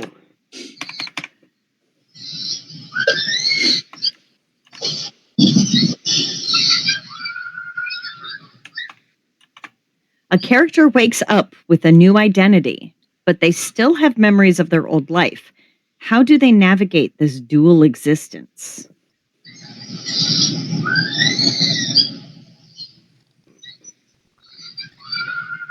It was an option that y'all didn't vote for. So if one of y'all used it, that's on you. And some of these are very similar to one another, not necessarily. Honestly, I think it was the one they're thinking of is the book that wrote down what they were thinking.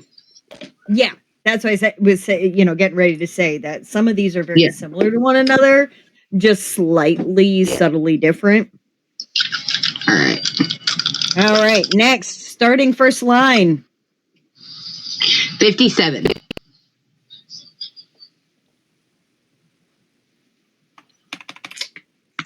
So far, not impressed with these numbers.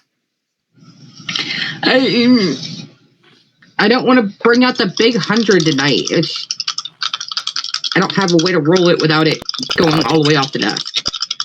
There are only 3 things in life that truly matter: health, vampires, and God.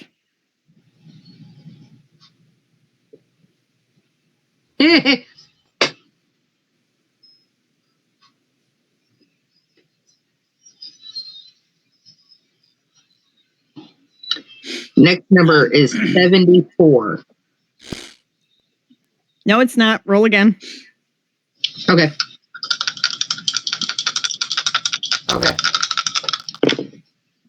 28.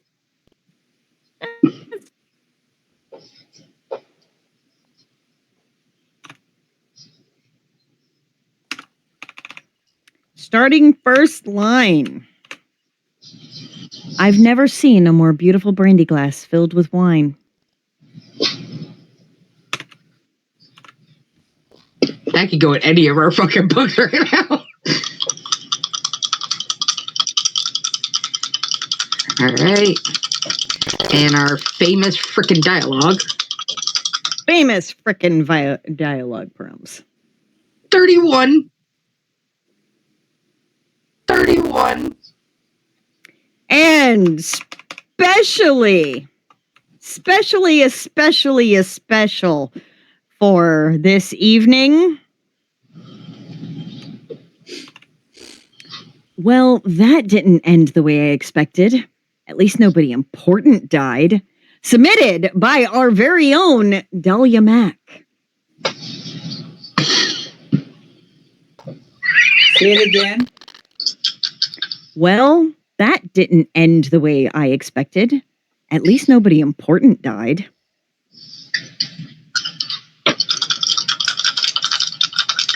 All right. And the final roll of the night.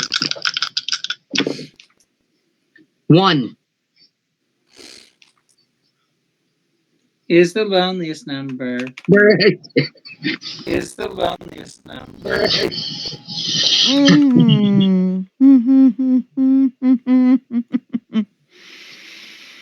Use this dialogue. You think you can just waltz back into my life? He asked, voice low. After everything? All right, here we go. Number 1.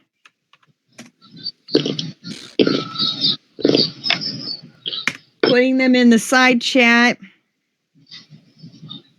First 2 are concepts. Second 2 are starting first line. And the last 2 are dialogue. Here we go. Number 1, a character finds a book that was written specifically for them, chronicling their life up until this moment. The next chapter is still blank. Number 2, a character wakes up with a new identity, but they still have memories of their old life. How do they navigate this dual existence? Number 3, starting first line, there are only 3 things in life that truly matter: health, vampires, and God. Number 4, starting first line, I've never seen a more beautiful brandy glass filled with wine. Number 5, use this dialogue. Well, that didn't end the way I expected. At least nobody important died. Submitted by our very own Dahlia Mack. And number 6, use this dialogue. You think you can just waltz back into my life? He asked, voice low. After everything?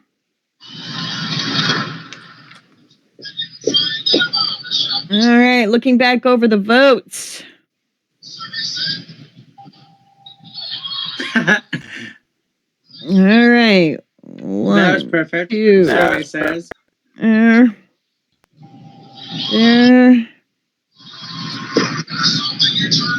lost.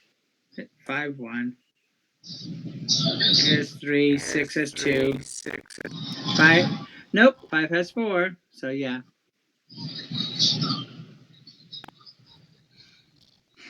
So 5 has it. 5 does have it. Now, of course, for the last episode of Julie's birthday month, there is the extra special challenge to go back and try to work any part of any of the last 4 weeks worth of concepts into the prompt as well. Our concepts just do not get enough love. So if you can work any aspect of it into what you're currently writing for this week, great. But it looks like we have our very first prompter submitted prompt. No, we've got a couple of mine, but again, I'm host, so.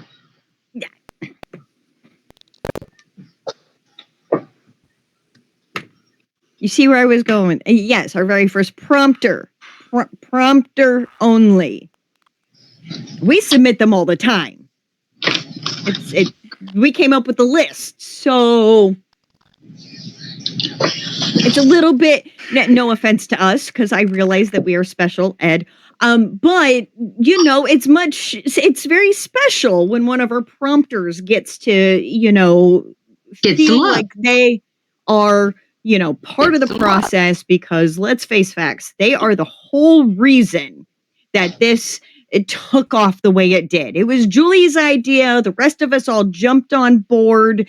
And, with the feedback that the prompters have given us over the years, I mean, we wouldn't be here at this point on Twitch with backgrounds and everything else if it weren't for you guys.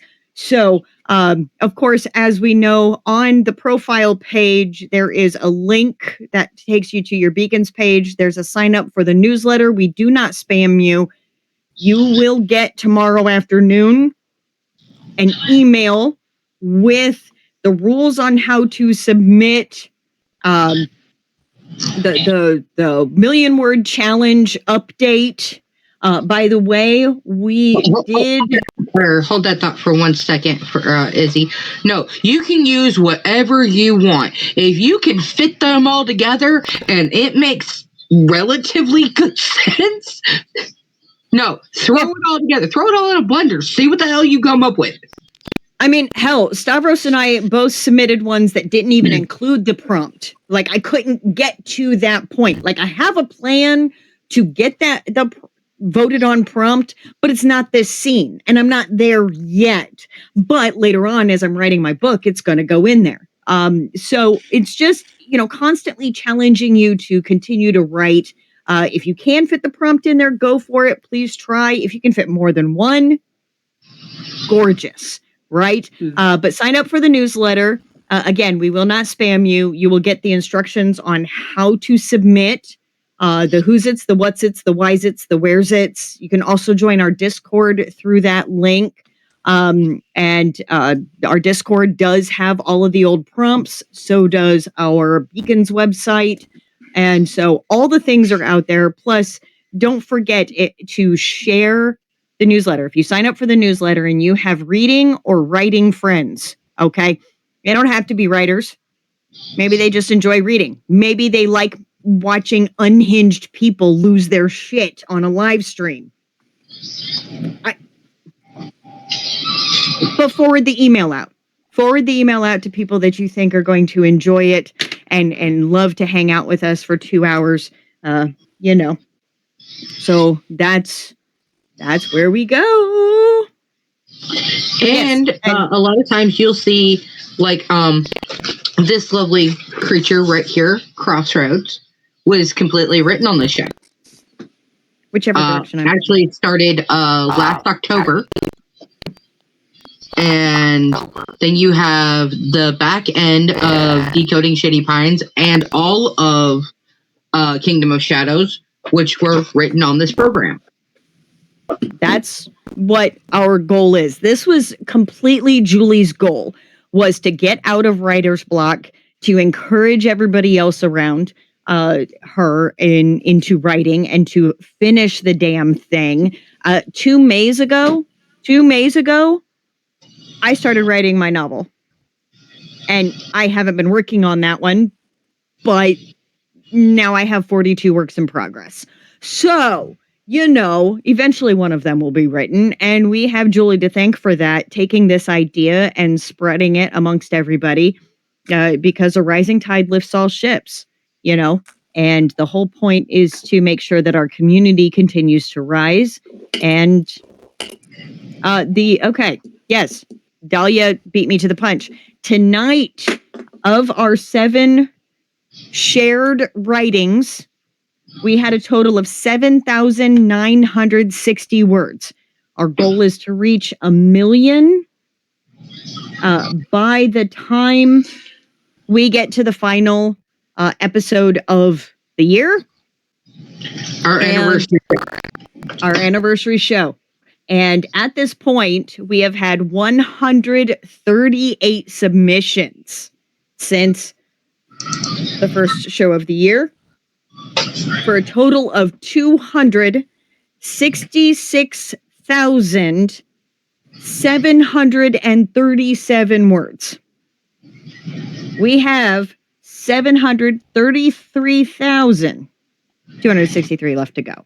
So the sweet spot that we figured out math-wise, if we have on average 7 submissions a week, if all of them, if it averages out to 3,000 words per submission, not only is my voice going to be sore, which is why we have other designated readers sharing the space as well. 3,000 is kind of that sweet spot to get us where we need to go. We're a little bit behind, but that's okay. Because even if we don't make it, there's always next year. The point is, we're getting words on the page, on the computer, in the notebook.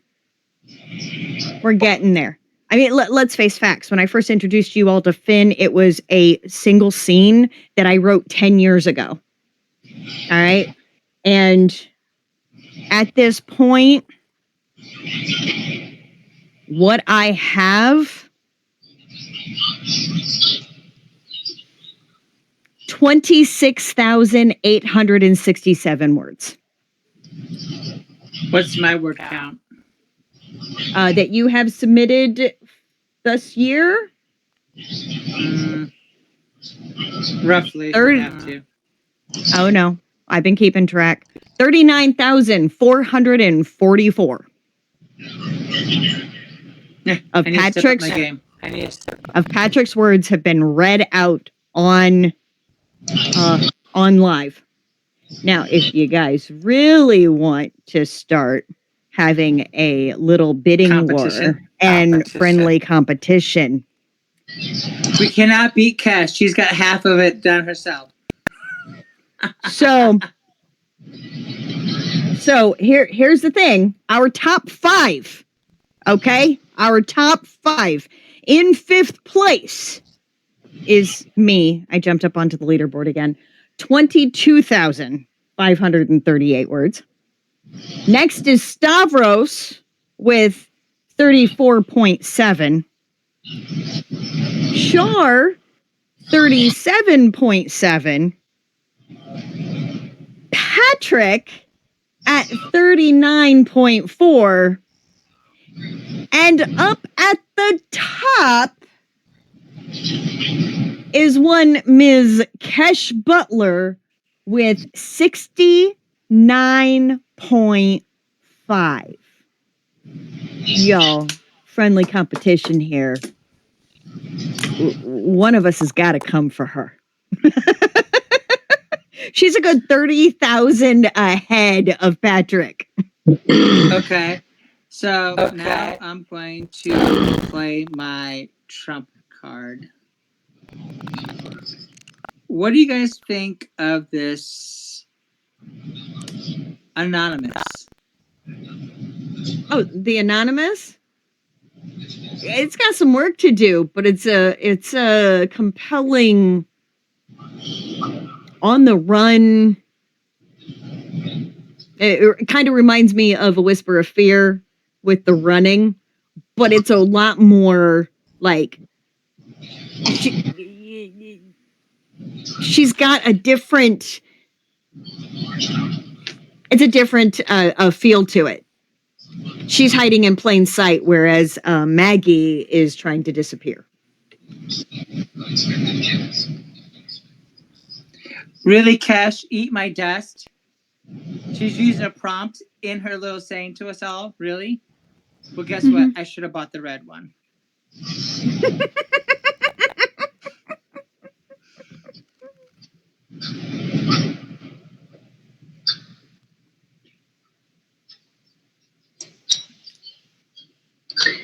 I know I am way behind. I will probably not catch up. But for me this year, that's the whole thing. For me this year, for me. Um,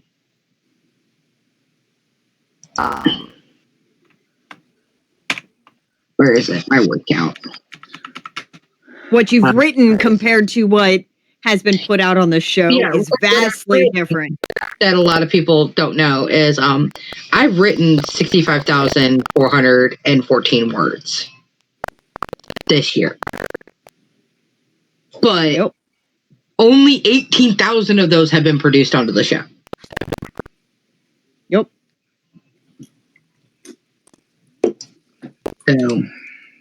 So you have been a busy bee. I have been a very busy bee. Very busy bee. And that's the whole point, I knew I needed to get like a feeling for this new direction that my story is going in. So even though it wasn't the prompt, I put it out there. Got some facial reactions out of it. Julie usually has something for the prompt that helps her continue on. So I know I've got to get back to it, and it's one of those things that it's like it takes a minute. I literally put out a book this year in March. And then, we've got a couple of weeks, like literally 2 weeks. Might as well just say 2 weeks. We got 2 weeks until we're going to be at Pack on the Readers. Mm-hmm. So there's a lot going on that has nothing to do with me writing right now. Absolutely. Absolutely.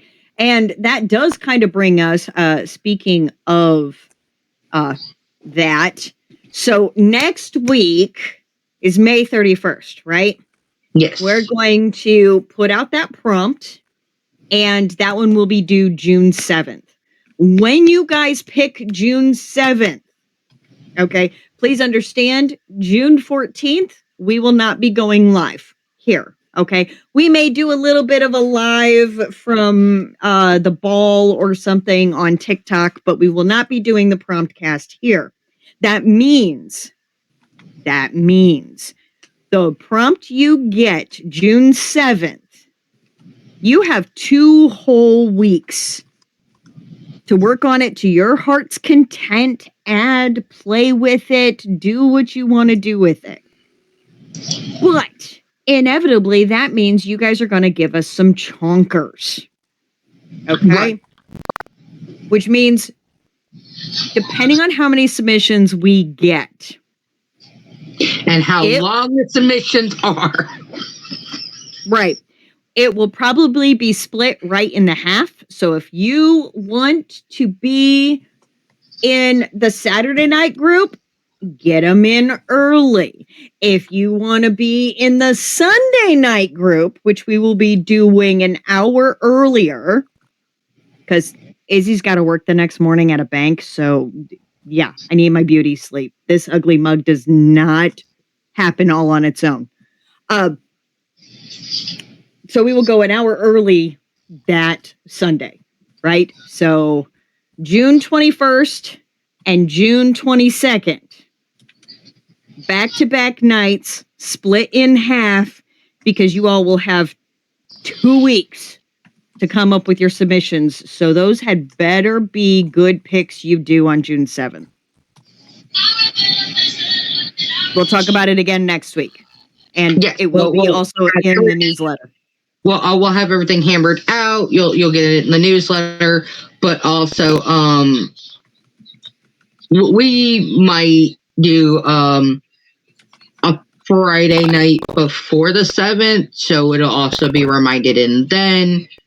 So we're going to keep you guys up to date as much as possible until we leave out for Yep. And those that happen to be in the Green Bay area, Green Bay, Wisconsin, that is, area between the 12th and the 16th. The show is literally the 13th through the 15th, but we're going to be up there early. So if you happen to be in the area, you see one of our mugs going around, please stop us, get a picture. Come to the show, get our autographs. Come buy our books.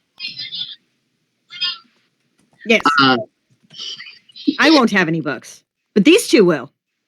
Yes. And we're across from each other. So it's really going to be easy to find me and Patrick. Yep, all those bad boys. Limited quantity. Good chunk. Big chunk. Paperback and hardback. And then a moderate amount. Yeah. Drowning Devil, did you sign up for the newsletter? Because if you do that, we'll get you we'll have your email address and be able to send you a direct invite. Okay, great. Let me. Look, we've already had 2 people enter from just tonight's show. So it's like, I don't know how that happened. Cash. You do realize if you drive the word count up with that antagonizing, Izzy will just make you get on here and read as well. I will. You're her bestie. You can't do her dirty like that. Oh, yes, she can. Remember how she was freaking trolling me? We don't in speak of her that. stories? We don't speak of that. Oh, no, we speak of it. That's how Todd was created. That's how Todd was created. Yes. This is true. I love Todd. All right. Where are we at? Activity board. Okay. Where? Oh, mailing. Okay. What do we got? We got.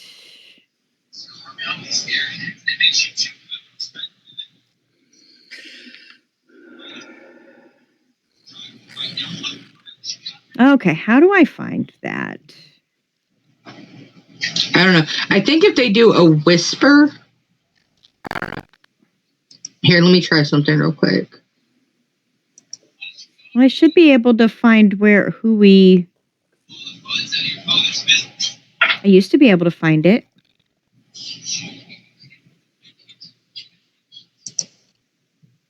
Sent scheduled drafts.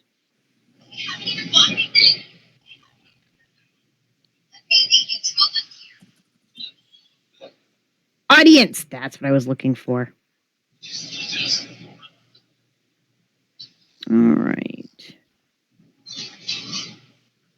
Chaos? No. Wait. Chaos Peppa?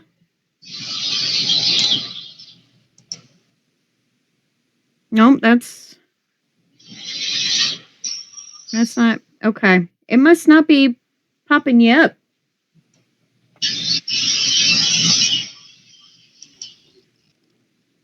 Come on. Okay.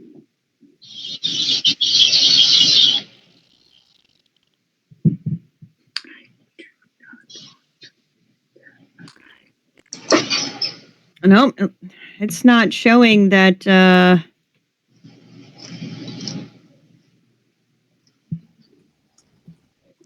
added in there.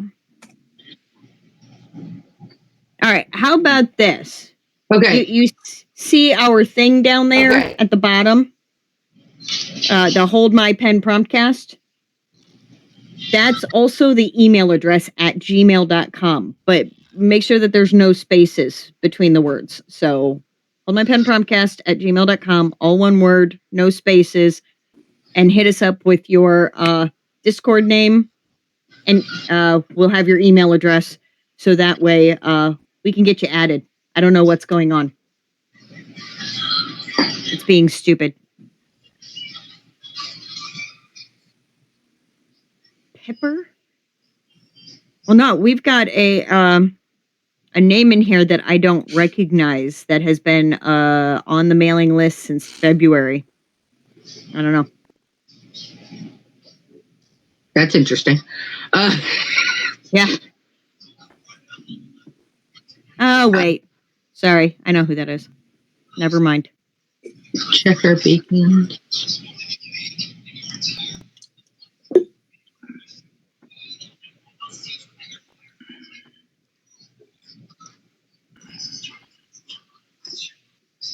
All right. Yep. All right. Woohoo.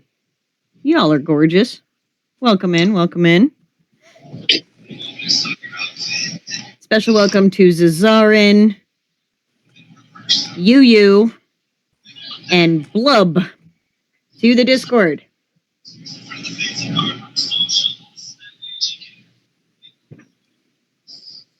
Welcome to the shenanigans. Yes, very much the shenanigans. Yay! Okay. So are you Blub? Well, I don't think they're UU because they hadn't gotten in yet, so it would have to be Blub. Right. Okay. I am Blub. All right. Fantastic. Welcome to the chaos, because that's the uncensored dosage of Hold My Pen Promptcast. Just saying. So, yeah. All right. It is 11:17 Eastern Time. I'd say we did a pretty good job of keeping it to 2 hours. And we do appreciate the small, intermissions and making sure everybody stays hydrated, because that's us. We did really well tonight. We absolutely did. And I have no idea if my special sound effects actually came through, but it is what it is. Unfortunately, tonight our other co-host is having trouble with their internet and keeping connected, so they let us know over in the Discord. So I'd like to thank everybody for stopping by tonight. If you know anybody who would enjoy the show, or just 3 people, sometimes 4, that like to basically go completely off script and off hinge, tell them to stop by. We need more friends all over the world. So remember, I need places to crash on couches when I go on my world tour. Just saying. Right. We do need places to crash. And if you happen to know of a book signing in your area, please drop it over in the Discord. Do the thing.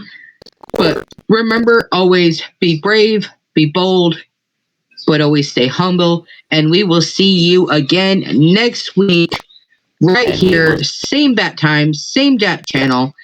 And let's see what else we can scare the pants off each other with. Or in Patrick's case, make us cry. Tissues. Aww.